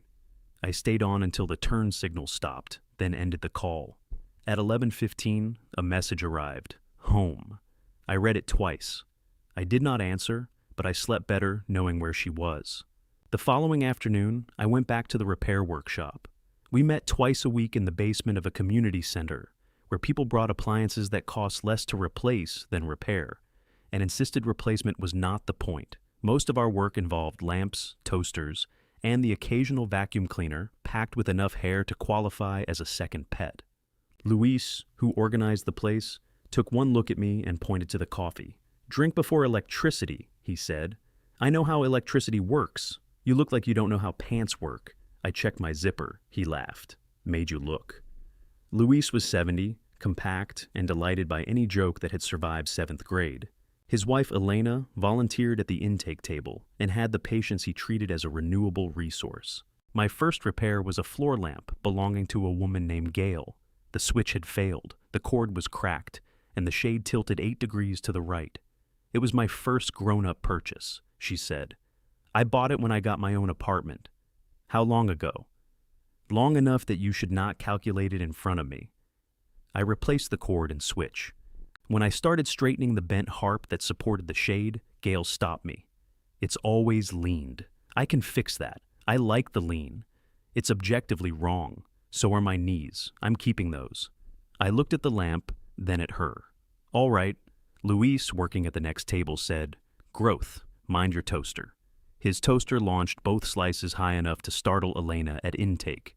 Machine has spirit, Luis said. The room laughed. I did too, and the sound felt strange coming from me, as if somebody had repaired a switch I didn't remember bringing in. When the lamp was finished, Gail turned it on. Warm light spilled beneath the crooked shade. "Perfect," she said. "It leans." "Yes." I watched her carry it away without correcting anything. During cleanup, Luis found me wrapping cords around the soldering irons. "You missed Saturday," he said. "Family situation. You need money? No. Ride somewhere? No. Body buried? Not yet." He waited. The man could be ridiculous for hours, but when he decided not to fill silence, he became impossible to escape. "Marlene moved out," I said. Luis stopped stacking chairs. I had not said it that plainly to anyone outside the family. Until then, the sentence belonged to the restaurant, the yellow cabinets, and 11 people around a cake. "I'm sorry," he said. "Thank you. You want to talk?" "Not especially." "Good. I'm terrible at it. I know." He picked up another chair. "Elena is excellent. Expensive, though. What does she charge?" "Honesty. Very unfair rate." I carried the soldering irons to the cabinet. Luis did not ask what happened or whether we would reconcile. For 20 minutes, we put things away. Then he handed me a bag of leftover cookies and told me grief required sugar. At home, 3 envelopes addressed to Marlene waited on the hall floor. One was from her dentist, one from a clothing catalog, and one had Paula's return address, even though Paula lived 12 minutes away and owned a phone. I texted Marlene a picture. She replied, "Can you bring them by?" Mail delivery was a federal service. I began typing that, deleted it, and asked when. Now, if possible. I'd rather not ask anyone else. That was how I ended up standing outside a beige brick building on Hawthorne, holding 3 envelopes and Luis's cookies. Marlene's apartment was on the 2nd floor. The hallway smelled of someone's garlic and an air freshener trying to defeat it. A brass number 6 hung crooked on her door. I nearly straightened it. She opened before I knocked. "You came. You asked." Her hair was tied up with the tortoiseshell clip she had spent 2 weeks looking for in June. Either she found it, or it had been among the items moved while Dennis discussed lawn equipment. "Come in," she said. "I can give you the mail here. You drove across town. It's 11 minutes. With traffic, 13. She looked past me toward the stairwell. I made coffee. I went inside. The yellow cabinets were darker than I had pictured, a mustard color that reminded me of appliances from the 70s. The walls were white. A small round table stood near the window with 2 mismatched chairs. One came from Paula's kitchen set. I knew because I had repaired its loose rung the previous Christmas.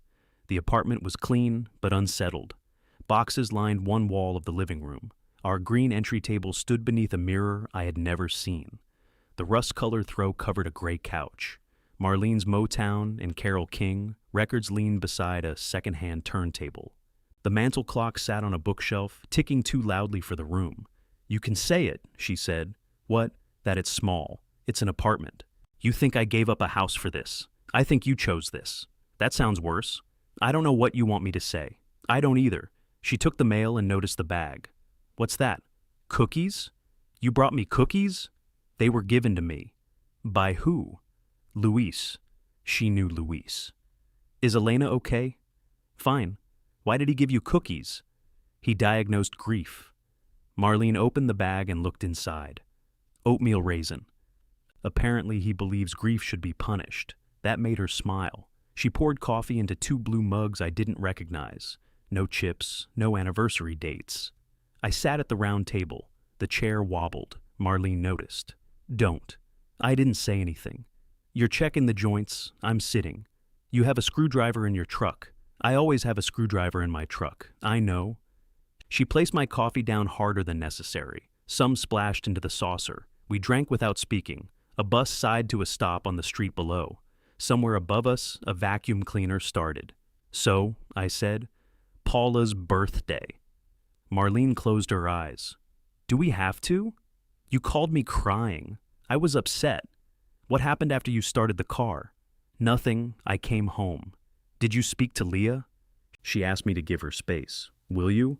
"I'm trying." "Are you?" Her eyes opened. "You're enjoying this." "No." "You keep asking questions like, you know the answers." "I'm asking because I don't." Sue had no right to start that argument at Paula's dinner. What did she say? She said she couldn't keep pretending the anniversary was brave. I thought of Sue in the produce aisle, holding celery like a shield. And Paula defended you, I said. She defended herself. She said everyone had agreed. Had they? Nobody stopped me, neither did I. You didn't know. That distinction seems important. Marlene pushed her coffee away. This is what I mean. Every conversation becomes a trap. I came here with mail, and now you're investigating a birthday party you refused to attend. You called me from it. I made a mistake. Calling or the dinner. All of it. The vacuum upstairs stopped. The sudden quiet felt personal. Marlene rubbed both hands over her face. I don't know how to do this. Neither do I.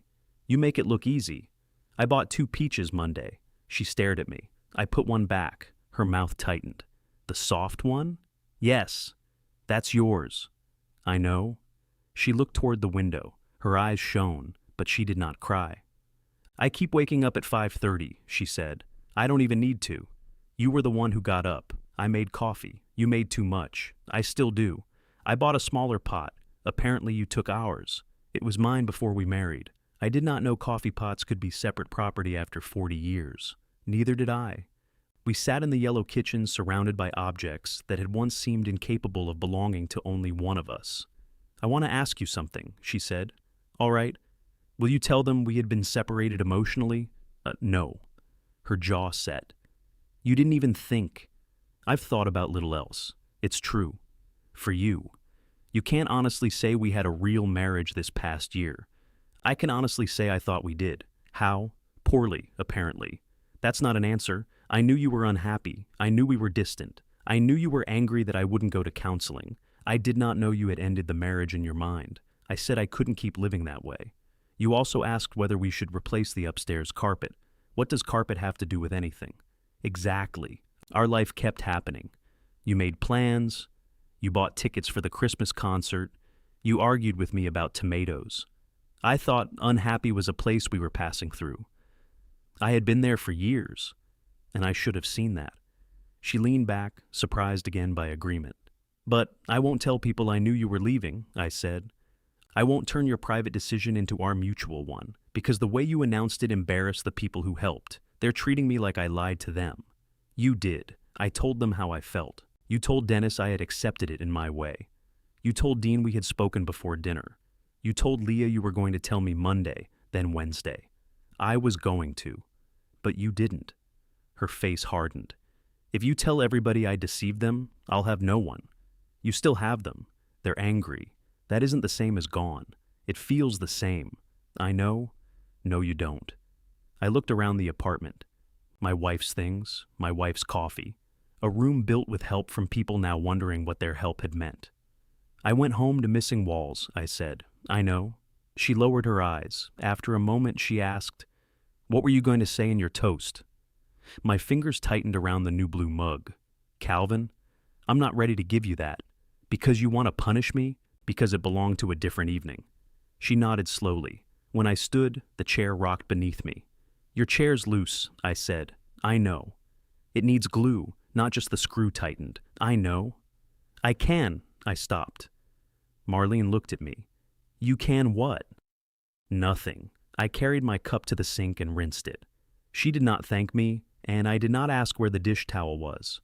At the door, she said, I didn't forget the lavender blouse. I turned. She held the envelopes against her chest. I left it because you always liked it, she said. I thought maybe if it was still there, you wouldn't feel like everything disappeared at once. That would have worked better if you'd left the table. I know. Neither of us smiled. I stepped into the hallway. Calvin, I looked back. Could you bring the glue next time? The request sat between us, small and familiar and dangerous. You can buy wood glue at any hardware store, I said. I know. She closed the door gently. As I walked downstairs, I realized I had left the cookies on her table. This time, I knew exactly what I was leaving behind. The next morning, Marlene sent me a photograph of the chair. She had turned it upside down on a towel, worked glue into the loose joint, and clamped the rung with what appeared to be a belt. Too much glue had squeezed out and dried along the wood. It will hold, I wrote. 3 minutes later, she replied, That's all? I studied the picture again. You should wipe away the excess before it fully cures. Her answer was immediate. There he is. I laughed in spite of myself. A week later, Dean came to clean the gutters. I had not asked him. He arrived Saturday morning with a ladder strapped to his truck and enough safety equipment to climb a radio tower. "You own a harness?" I asked. "I bought one. For my gutters?" I read an article. "You've made this more dangerous by becoming informed." He unloaded the ladder. "Are you going to help or criticize?" "I can do both." "Good. You're healing." The gutters did need attention. Leaves had packed around the downspout on the north side, and a small maple had begun growing near the chimney. Dean climbed while I held the ladder. "You could let go," he called down. "I could. You're not? No. Control issue. Gravity issue." He scooped wet leaves into a bucket. Mud splattered his jacket and one side of my face. "Sorry," he said. "You're not?" "No." For an hour we worked without discussing Marlene, the dinner, or the fact that he had once used a similar ladder to carry boxes from my upstairs while I ate unimproved ribs across town. When he came down, I handed him a towel. He looked at the clear gutter. "You could say thank you. I was waiting for you to finish kneading it." His smile faded slightly. "That was a joke," I said. "I know. It just sounded familiar." I sat on the bottom step of the ladder. "Thank you." Dean nodded. "For the gutters," I added. "Not for the truck." I assumed. He sat beside me. We were too old to sit comfortably on concrete and too stubborn to move. "I didn't know how angry I was at you," he said. "I didn't know either. That's because you don't notice anything. Apparently." He rubbed mud from the toe of his boot. "Now I feel guilty for being angry. Why? Because of everything you did for me. You can be grateful and still angry. Since when? Recent policy change." He laughed. I had spent years treating other people's resentment as proof they had misunderstood my intentions. If I helped lovingly, then surely they were required to receive it as love. Marlene had tried to tell me that an act could be generous and suffocating at the same time. I had heard only the insult to my generosity. "I should have let you help me back," I said. Dean glanced at me. "With what?" "I don't know. That's the problem. You still don't need anything. I needed the gutters cleaned. You could have done them. I didn't. You didn't ask. I let you." He thought about it. "That counts for about half. I'll take half." He stayed for lunch. I made turkey sandwiches. And when he tried to wash the plates, I let him do it badly. That evening, Owen called. We had spoken every few days since he left, but our conversation stayed close to the surface. He asked whether I was eating. I asked whether he had remembered to return the rental car with a full tank. We discussed weather in 2 states. This time, before he could ask about my refrigerator, I said, "How are you?" He paused. "What happened?" "Nothing." "Did you get test results?" "I didn't have tests." "Are you trapped under something?" "I'm asking how you are." "That's what's alarming." I waited. He sighed. "I'm angry. I had gathered. I'm angry at Mom. I'm angry at Leah. I'm angry at you for defending both of them. I'm not defending what they did. You keep explaining it. Understanding is an acquittal. You practicing lines now?" "A little." He was quiet. "What else?" I asked. "What do you mean? Angry is rarely an only child? Please never say that again." "Noted."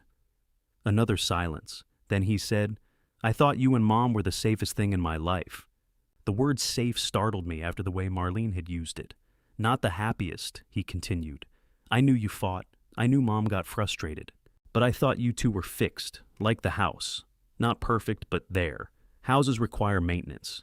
You're really going to use a house metaphor?" It was available. He laughed, then breathed out slowly.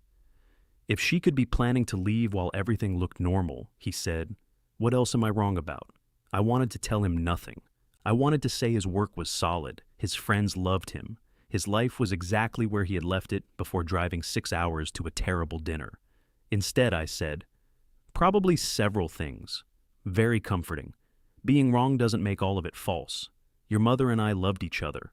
We built something. It also hurt her in ways I ignored.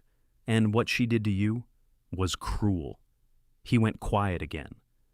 "You actually said it," he said. "I've been saying it. You usually add something after. I'm learning to let sentences end. How are you?" The question came back across the line. I looked around the living room.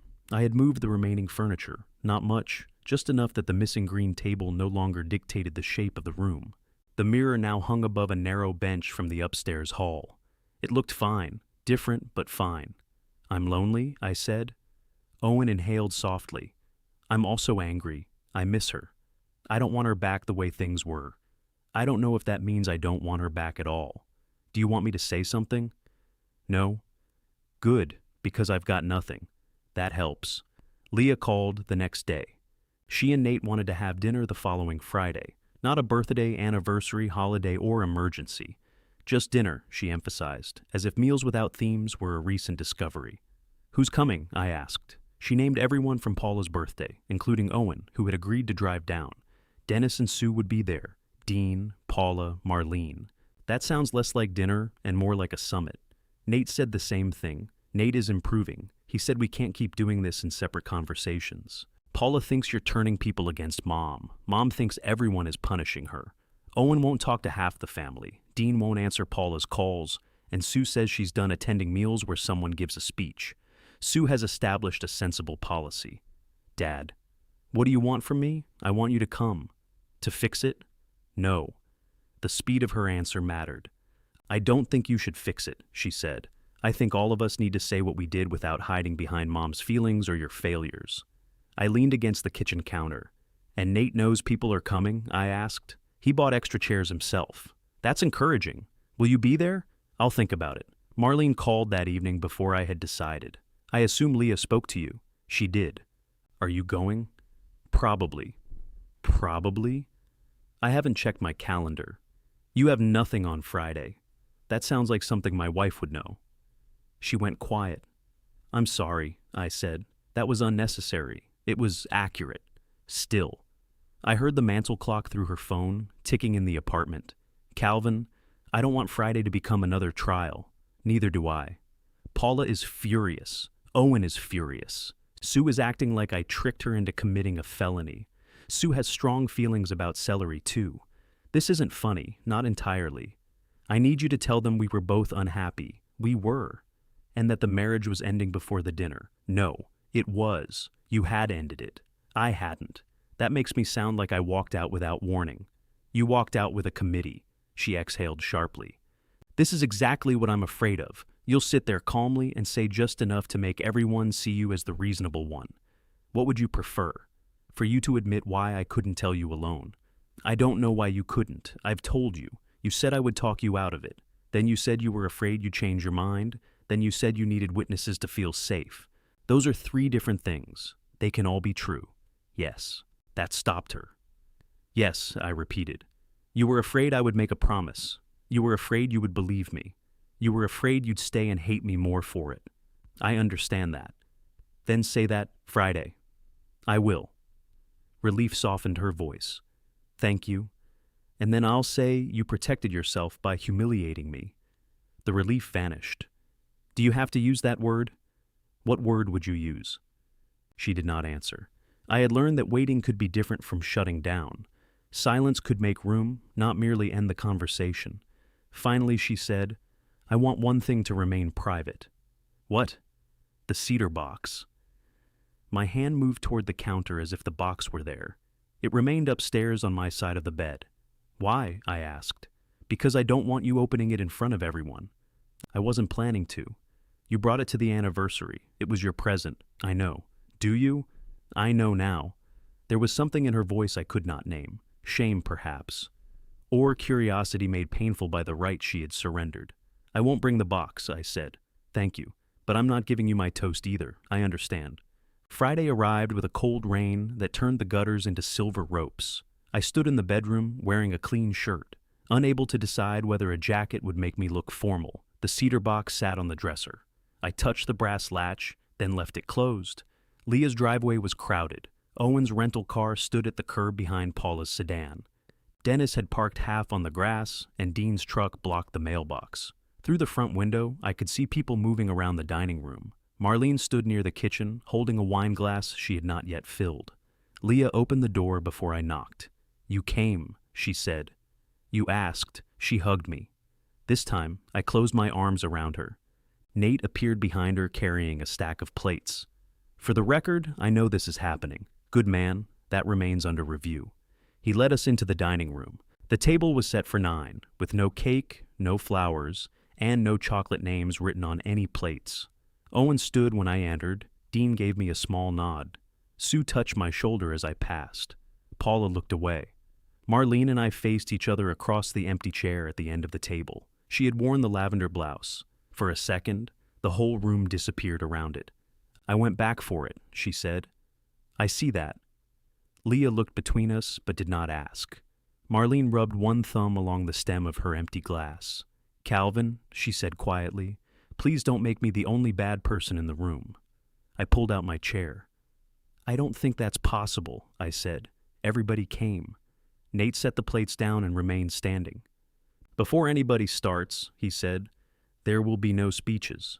Sue raised her water glass. I support this policy. Also no toasts. She lowered it.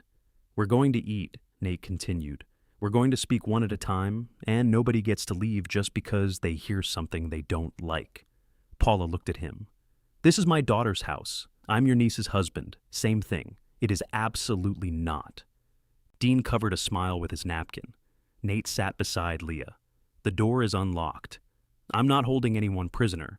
But if you leave, don't tell yourself somebody chased you out. That was more than Nate usually said in an entire meal. I looked at him.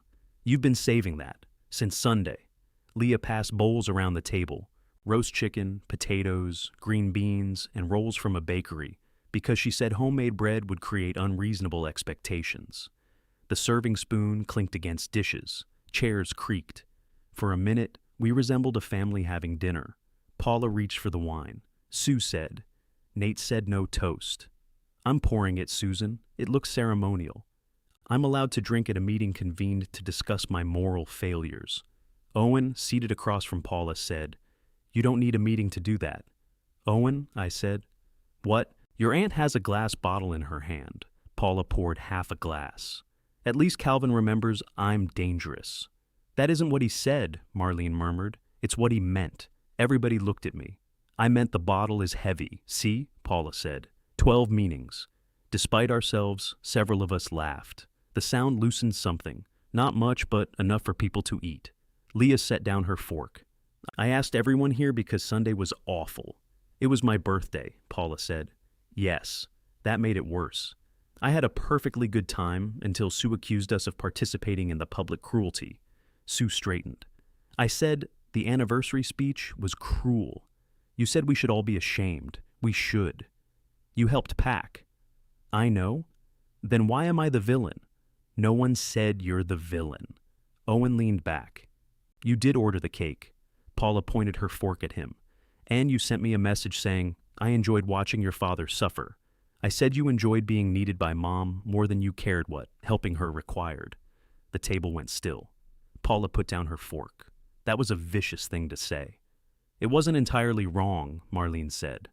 Paula turned toward her. Marlene stared at her plate. You kept saying I needed you. Sometimes I did. Sometimes I just needed you to listen. I found the apartment. I know. I made calls. I drove you everywhere. I ordered the cake because you were too upset to do it. I asked for a plain cake. You asked for something tasteful. You put gold numbers on it. It was a 40th anniversary. That was the problem. Paula looked around the table as if someone had secretly changed the seating arrangement. I thought we agreed the date was symbolic. It was symbolic to Marlene, I said. To me, it was an anniversary. Paula's mouth tightened. You don't have to keep saying that. I've said it twice. We all know. No, Owen said. You knew. Dad didn't. Leah touched his wrist. He moved his hand away, not dramatically, but enough for her to notice. I should say this, she began. Marlene shook her head. You don't have to. Yes, I do. Leah, Mom, you asked all of us to stop speaking for each other. Then you keep doing it. Marlene sat back. Leah looked at me. I knew by Sunday night that Dad didn't know. I had 5 days to tell him. I didn't, Paula said. Because you were protecting your mother. Because I was angry with Dad, Leah said. And because protecting Mom made my anger feel noble. No one moved. She turned to Marlene. You did need support. I still believe that. But I should have told you the dinner was wrong, and I should have refused when you didn't tell Dad at home. You did tell me it was wrong, Marlene said. Not strongly enough to cost me anything. Nate looked at her with an expression that contained pain and pride in equal amounts. Leah continued. And I put Nate in the same position. He wanted to tell Dad. I told him he didn't understand our family. Nate said, "To be fair, I don't." You understood that. I understood the surprise separation dinner was a bad idea. That's a low bar. Dean tore his roll in half. Apparently not. Marlene pushed her plate away. So, this is what we're doing. Everyone is apologizing to Calvin. No, I said. 8 faces turned toward me. I don't need a ceremony. Then why are we here? Marlene asked. You tell me. Because you went to everyone separately and made them feel guilty. Dennis cleared his throat. Cal didn't make me feel anything. Sue looked at him. Well, he amended, he let me feel guilty. There's a difference. He told me he didn't trust me, Leah said. He also apologized for how he treated me during my divorce. Marlene's eyes came to mine. She had not known that part. Dean said, he apologized to me too. I didn't apologize for this, I said. No, for never letting anybody help him. Paula gave a disbelieving laugh. So, Calvin has become emotionally enlightened in 3 weeks, and Marlene is just a liar? No one said that, Leah said. Everybody keeps saying that. Sue spoke carefully. Marlene, you told us Calvin had accepted the marriage was over. I said he knew it was over. That isn't how I heard it. That doesn't mean I lied. Dennis stared at his plate. You said he'd accepted it in his way. Marlene looked at him. He had. I set down my fork. I hadn't. You knew we were miserable. I knew you were. You weren't happy. I wasn't miserable. How could you not be? The question came out sharper than she intended. There it was. The distance between our marriages. Marlene needed to believe I had been suffering beside her, because happiness would mean I had mistaken her loneliness for peace. I liked our life, I said. Her face crumpled slightly. That doesn't mean it was good enough, I continued. It doesn't mean you had to stay. It means I thought we still had something to save. Marlene's fingers found the empty wineglass stem. You refused counseling, she said. I did. You dismissed me every time I tried to talk. Often, yes. You treated every feeling like a faulty appliance. Yes. You made me feel ridiculous for wanting more than a functioning house and dinner at 6. I'm sorry. She stared at me. The apology had interrupted the argument she had prepared. I looked around the table. I thought being dependable was the same as being available. I said, it isn't. I showed up with tools when people needed me to show up as a person. When Leah's first marriage ended, I changed locks and never asked if she was scared. When Dean needed help, I made myself useful and made it impossible for him to give anything back. When Marlene told me she felt alone, I gave her solutions because her pain felt like an accusation I could defeat. Nobody spoke. I was a difficult husband to reach, I continued. Marlene was lonely beside me. She asked for counseling, and I refused because I thought needing help meant we had failed. Marlene's eyes had filled. All of that is true, I said. This is also true. I did not know she was leaving. I did not know she had rented an apartment. I did not agree to separate. I arrived at our anniversary expecting to honor our marriage, and she used the people I trusted to make sure I couldn't react until she was safely gone. Paula opened her mouth. I raised one hand. I'm not finished. The gesture surprised even me. Paula closed her mouth. Marlene had the right to leave. She did not need my agreement, anybody's permission, or a story in which I was too dangerous to tell. But the right to leave did not give her the right to rewrite what I knew. Marlene's voice shook. You are doing exactly what I knew you would. What? You're being calm. You're admitting just enough. Everyone gets to look at you and think, how could she do that to him? Would shouting make what I'm saying less true? At least it would show them. Show them what? That you're angry. I am angry. You don't look angry. I carried a cedar box out of that restaurant while everybody watched to see if I would drop it. The room became very still. Marlene looked down on the lavender sleeve covering her wrist. You asked me what was in it, I said. 40 things I kept. Things you touched once and forgot. Things I remembered because I loved you. I was going to stand up that night and tell you I knew I had made you carry too much of our marriage. Her thumb stopped rubbing the glass. I'm not saying that to win, I continued. It wouldn't have fixed us. Maybe it came years too late, but don't mistake my calm for absence. I was there. Marlene began to cry. Owen's chair scraped back. Mom, just apologize. No, I said. He looked at me. Why are you stopping me? Because you don't get to demand something on my behalf. She humiliated you. Yes. And all she keeps doing is explaining. That's between her and me. What's between you and her has been between all of us since she invited us. Marlene wiped her face. He's right. I turned toward her. She took a breath that shook on the way in. I wanted you to be angry, she said. No one moved. At the dinner, she continued. I thought you would stand up and tell me I was selfish. I thought you'd order everyone out, or tell me I was making a mistake. Something. Why? Because then I wouldn't have to wonder if I was wrong. Her voice broke. I kept telling everyone you would control the conversation. But the truth is, I wanted to control it. I wanted one night where you couldn't make everything quiet and reasonable. I wanted people around me who would keep me from backing down. That's not the same as wanting to hurt him, Paula said. Marlene looked at her sister. Part of me wanted to hurt him. Paula's face went blank. Marlene turned back to me. I wanted you to feel as exposed as I had felt every time I tried to tell you I was disappearing, and you looked through me. I chose the anniversary because I knew it would hurt. Leah covered her mouth. I told myself the date was symbolic, Marlene said, that I was reclaiming it. But I knew what I was doing. Her admission did not feel like victory. It felt like watching someone finally set down a weapon after discovering how much blood was on it. Why thank us? Sue asked. Marlene looked around the table. Because I needed all of you to agree I was brave. And if we agreed, Dean said, you didn't have to feel cruel. Yes. The word barely reached us. Paula stood. I need some air. Nate said, if you leave, I heard the rules, Nathan. She walked onto the back porch but did not leave the house.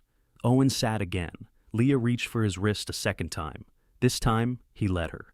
Marlene looked at me across Nate's table. I'm sorry, she said. The apology was soft, stripped of the crowd she had once used to strengthen herself. I believed she meant it. I also knew belief was not the same as repair. Thank you, I said. She flinched at the distance in those words. Nobody knew what came next. There was no applause, no cake arriving at the wrong moment, no speech prepared to carry us out. Nate picked up the bowl of potatoes. They're getting cold, he said. It was an absurd thing to say. It was also true. He offered them to Marlene. She took the bowl, served herself a spoonful, and passed them to me with both hands so they would not spill. For the first time since our anniversary, we finished a meal at the same table. After dinner, nobody knew whether clearing the table violated Nate's rules. Sue began stacking plates. Paula came in from the porch and took them out of her hands. I'll do it, she said. It's fine. I ordered the cake. Sue let go. Paula carried the plates into the kitchen, where she opened 3 cabinets before finding the sink. Nate followed with the serving bowls. At the table, Owen stared at the pattern in the tablecloth. Marlene folded and unfolded her napkin. Dean ate the last potato, because leaving it seemed more uncomfortable. Leah touched my shoulder. Are you okay? No. She nodded. Me neither. It was a good answer. Dennis and Sue left first. Dennis hugged me, then Marlene.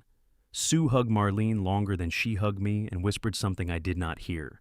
Marlene nodded against her shoulder. Dean offered Paula a ride. Paula said she had driven herself. Dean said he knew, but she had consumed almost 1 glass of wine and appeared emotionally compromised. I am not emotionally compromised, she said. You left a birthday party because someone disagreed with you. I went to the porch. Tonight you went to the porch. Sunday you tried to leave with the birthday cake. It was my cake. They argued all the way to the driveway. There was something reassuring about it, not because they were getting along, but because they had found a subject older than my marriage. Owen stood near the front door with his jacket on. Marlene approached him carefully. I'm staying through Sunday, he said before she could speak. We can talk tomorrow. All right, I'm still angry, I know, and I'm not going to tell you it's okay because you apologized. I know. She nodded. Tomorrow then. He hugged her, briefly with both arms. Marlene closed her eyes. When she let go, she saw me watching and looked almost embarrassed by her relief. Leah and Nate remained in the kitchen. I helped carry glasses despite Nate telling me to leave them. You hosted, I said. I clean. Is this an emotional compulsion? He asked. Yes. All right. But no reorganizing the dishwasher. Your forks are pointed up. They get cleaner. They remove skin. Leah leaned against the counter, exhausted. I'm going to let you two fight about this until the family becomes healthy. That's an unreasonable burden for one appliance, Nate said. By the time we left, Marlene's car was the only one besides mine at the curb. Rain had stopped, but the pavement shone beneath the streetlights. She waited beside my truck. I meant what I said, she told me. Which part? The apology. I know. Do you? Yes. She looked down the street toward her car. Does it change anything? Yes. Her face lifted. It changes what I believe about why you did it, I said. It doesn't change that you did. The hope went out of her posture so visibly that I nearly reached for her. What happens now? She asked. We live with what happened. That sounds like punishment. It isn't. What if I don't want this to be the last version of us? I put my hands in my jacket pockets. Marlene, 3 weeks ago you wanted the last version of us to be me sitting under a gold 40 while you thanked everyone for leaving me. She shut her eyes. I'm not saying that to hurt you, I said. I know. I can't decide what comes after just because tonight was honest. No. Of course not. She walked to her car, then turned. Are you going home alone? Owen is staying with me. I meant after he leaves. I know what you meant. She got into the car. Owen and I spent Saturday doing nothing of importance. We bought groceries, watched half a baseball game, and argued about whether a jar of pickles had expired. In the afternoon, Leah came over without food, bourbon, or an apology prepared. She and Owen sat on the porch while I worked in the garage. I could hear their voices rise and fall, but not the words. At one point, Owen came inside for water and had the red-rimmed eyes of a man who would deny crying under oath. You two all right? I asked. No. Progress? Maybe. He carried 2 glasses back outside. Marlene came Sunday morning. She and Owen went for a walk. They were gone almost 2 hours. When they returned, neither looked repaired, but Owen kissed her cheek before she drove away. That became the shape of the following months. People returned without pretending nothing had happened. Dean helped me replace the loose boards on the back steps, and I let him choose the stain, even though it was too dark. Dennis came most Tuesdays. Sometimes we talked. Sometimes he brought appliances from the workshop and created problems Luis had already told him not to create. Leah called without an excuse. I practiced asking about her, before asking whether her furnace filter had been changed. She practiced answering without turning every question into a test. Paula took longer. She came one afternoon carrying my glass casserole dish and a paper bag of rolls. This was at Leah's, she said. I don't remember taking it there.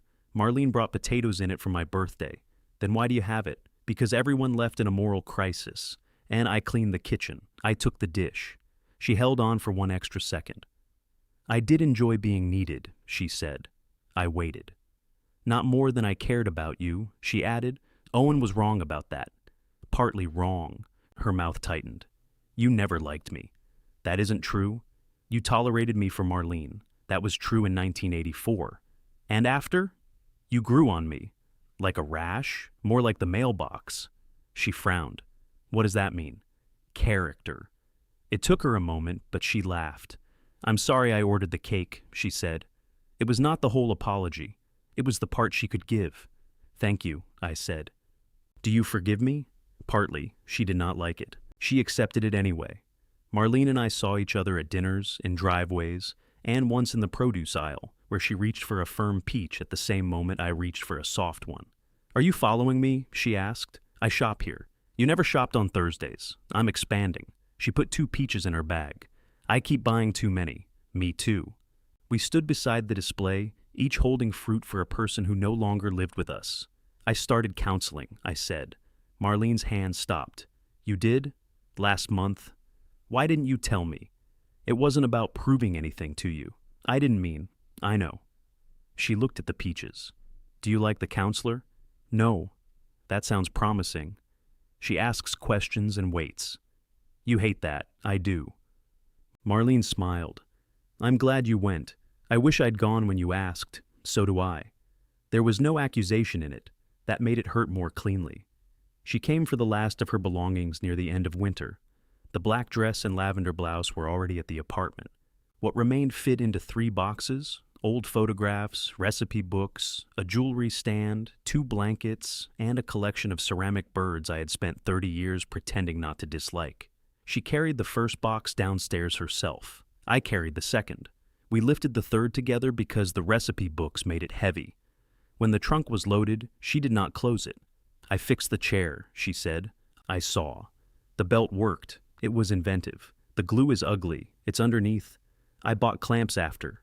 For one chair, there are other chairs. That's how it starts. She smiled, then took the house key from her pocket. The brass was worn smooth around the edges. I had made that copy for her after she lost the original at a beach rental in 1996. For years, it had hung from a silver ring beside a tiny enamel strawberry Leah gave her. She removed it from the ring and held it out. "You can keep it until everything is settled," I said. "Everything here is settled." I took the key. "Coffee?" she asked. We went inside. I made a full pot without thinking. Marlene noticed but said nothing. She sat at the kitchen table while Walter examined her empty lap and then climbed into it. "I want to ask you something," she said. Walter circled twice and settled. "All right. Do you want me to come home?" The coffee maker clicked behind me. I sat across from her. "Do you want to come home?" I asked first. "I know." She ran one hand along Walter's back. "Some days." "Which days?" "The lonely ones." "That isn't enough. I know." "What about the other days? I like the apartment. I like choosing what time I eat. I like having thoughts without wondering whether you'll dismiss them. I miss you, but I don't miss waiting for you to become someone else." There it was, honest enough to cost her the answer she wanted. "I miss you too," I said, "but I don't want you back because the apartment got quiet. That isn't the only reason." "No, it's just the reason you gave first." She looked at me. "Could we try?" "Try what?" "Counseling, dinner, starting over." Months earlier, that question would have been everything I wanted. Now it frightened me more than losing her had. "If you came back," I said, "I would spend every day trying to prove I'm not the man you left. You would spend every day wondering whether my changes were real or just another temporary repair. They might be real. They are real. That doesn't mean they can save the marriage." Tears filled her eyes. "I love you," she said. "I love you too." "Then why does that sound like goodbye?" "Because love wasn't the only thing we broke."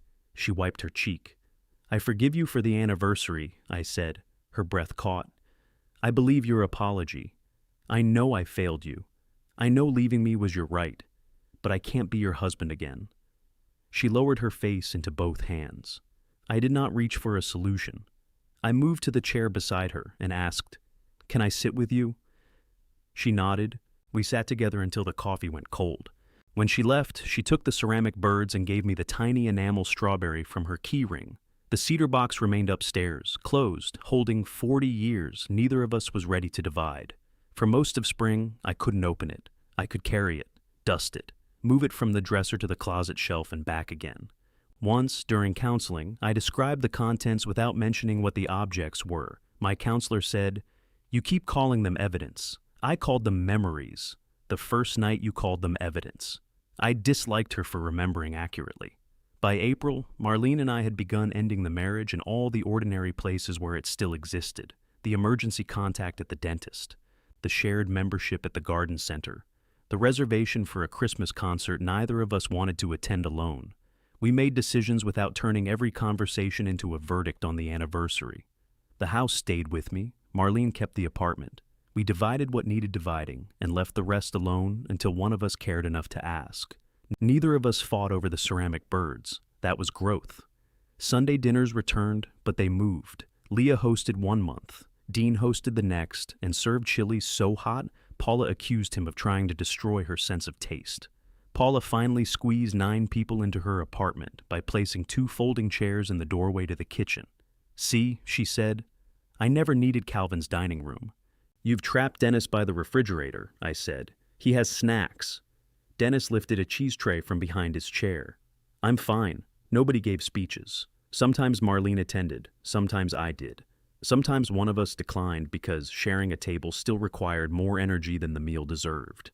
The family adjusted without selecting a winner. Owen took longer with Marlene than he did with Leah. He did not punish her, but he refused to become the person she called every time the apartment felt quiet.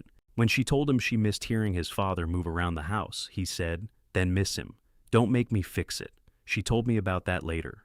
"You taught him that," she said. I believe he taught me. Leah and I rebuilt trust in small, inconvenient installments. She told me when she disagreed with me, instead of translating my intentions into kinder language, I told her when I was hurt before the hurt had time to become a household climate. Once, after she canceled dinner for the third time because of work, I said, "I was looking forward to seeing you." She went silent. "That's all," I added. "I know. I'm just writing down the date. Don't make this unpleasant. It's already in my calendar. Historic emotional disclosure, 7:15. She came over anyway. Dean began asking for help differently. "Do you want to help me build shelves?" he said one Saturday. "Do you need help?" "No, I want company." I went.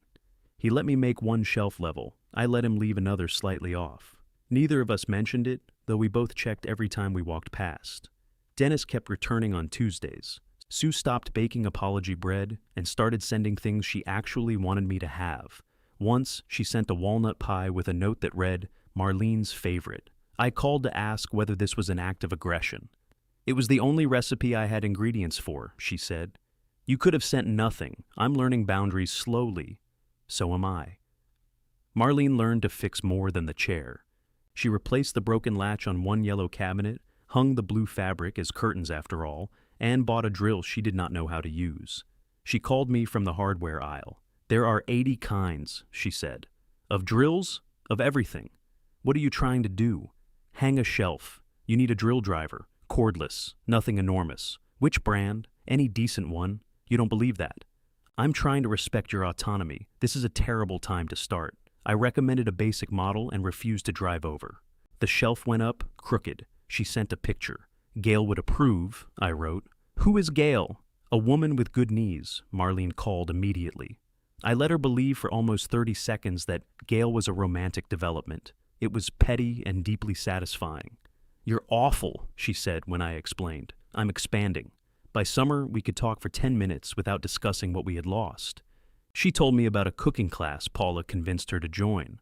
I told her Luis had banned Dennis from the soldering station. We could laugh and hang up without either of us mistaking warmth for a door reopening. The red leaves began appearing on the maple before I realized the date was close. I knew the anniversary would come. I had seen it on calendars and avoided the restaurant's advertisements. Knowing was different from waking at 4 in the morning 9 days before, and understanding that the day had been approaching while I was buying groceries, cleaning gutters, and learning how to sit with questions. The cedar box waited on the closet shelf. I brought it downstairs and placed it on the dining table. Walter jumped beside it, sniffed the brass latch, and sneezed. "Your review has been noted." I opened the lid. The smell of cedar had deepened. Inside, 40 objects rested in shallow compartments I had made by hand. A brass motel key tag, a bent silver napkin ring, a red plastic token from an arcade where Marlene beat me at skee-ball and accused the machine of flirting with her, a smooth gray beach stone, the silver button from a coat she wore until the lining fell apart, ticket stubs, a bottle cap, a tiny wooden bird, and one glass knob from the first kitchen cabinet we replaced together. None of them proved I had been a good husband. They proved I had been present. I called Marlene. She answered on the first ring. "Is everything okay?" The box. Silence. "I think I'm ready to open it with you," I said. "When?" "Friday." She knew the date. "Just us?" she asked. Leah asked if she and Nate could come. Owen wants to drive down.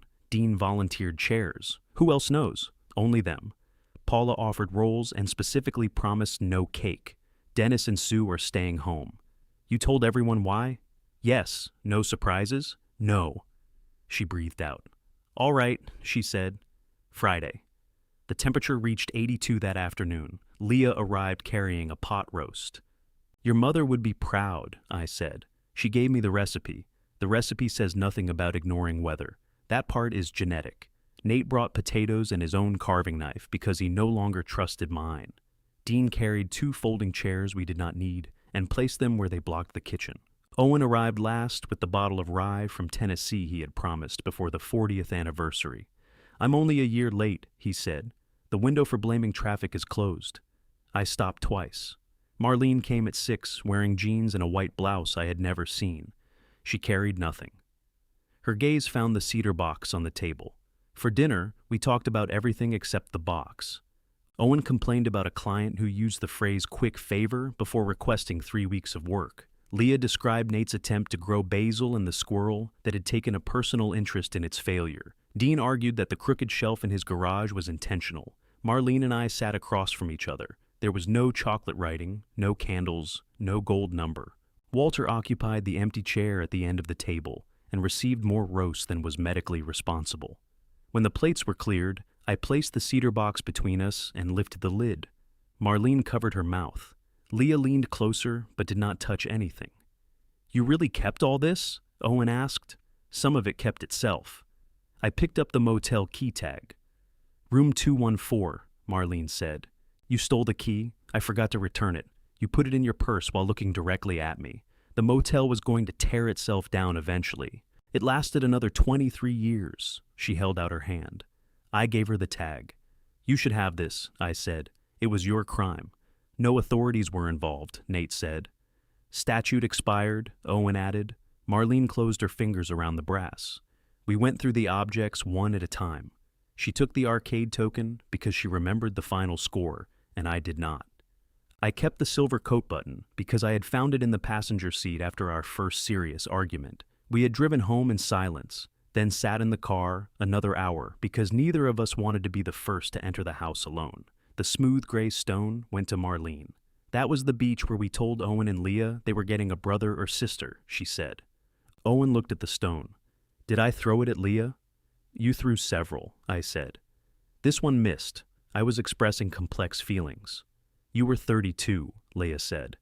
"It was a recent trip," Marlene corrected, laughing. "Not that beach. I had confused 2 summers. The stone came from a morning after the 4 of us, all adults, rented a house on the coast. Marlene and I walked before breakfast and talked about retiring somewhere near water. I had remembered the stone and misplaced the conversation. "That one's yours," I said. Marlene set it on her side. The bent napkin ring made her laugh before I explained it. "You tried to fix that during the blackout," she said. "It was bent. We had candles, wine, and no electricity. You went to the garage for pliers. I improved it. You made it oval. Napkins are flexible. Keep it."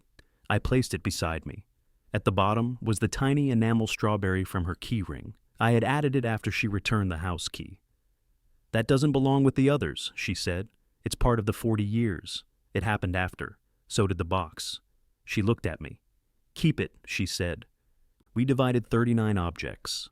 The 40th was a paper coaster from the restaurant where we spent our 10th anniversary, faded enough that the name was almost invisible. Neither of us wanted it. "Throw it away," Owen said. "No," Leah said. "Leave one thing in the box."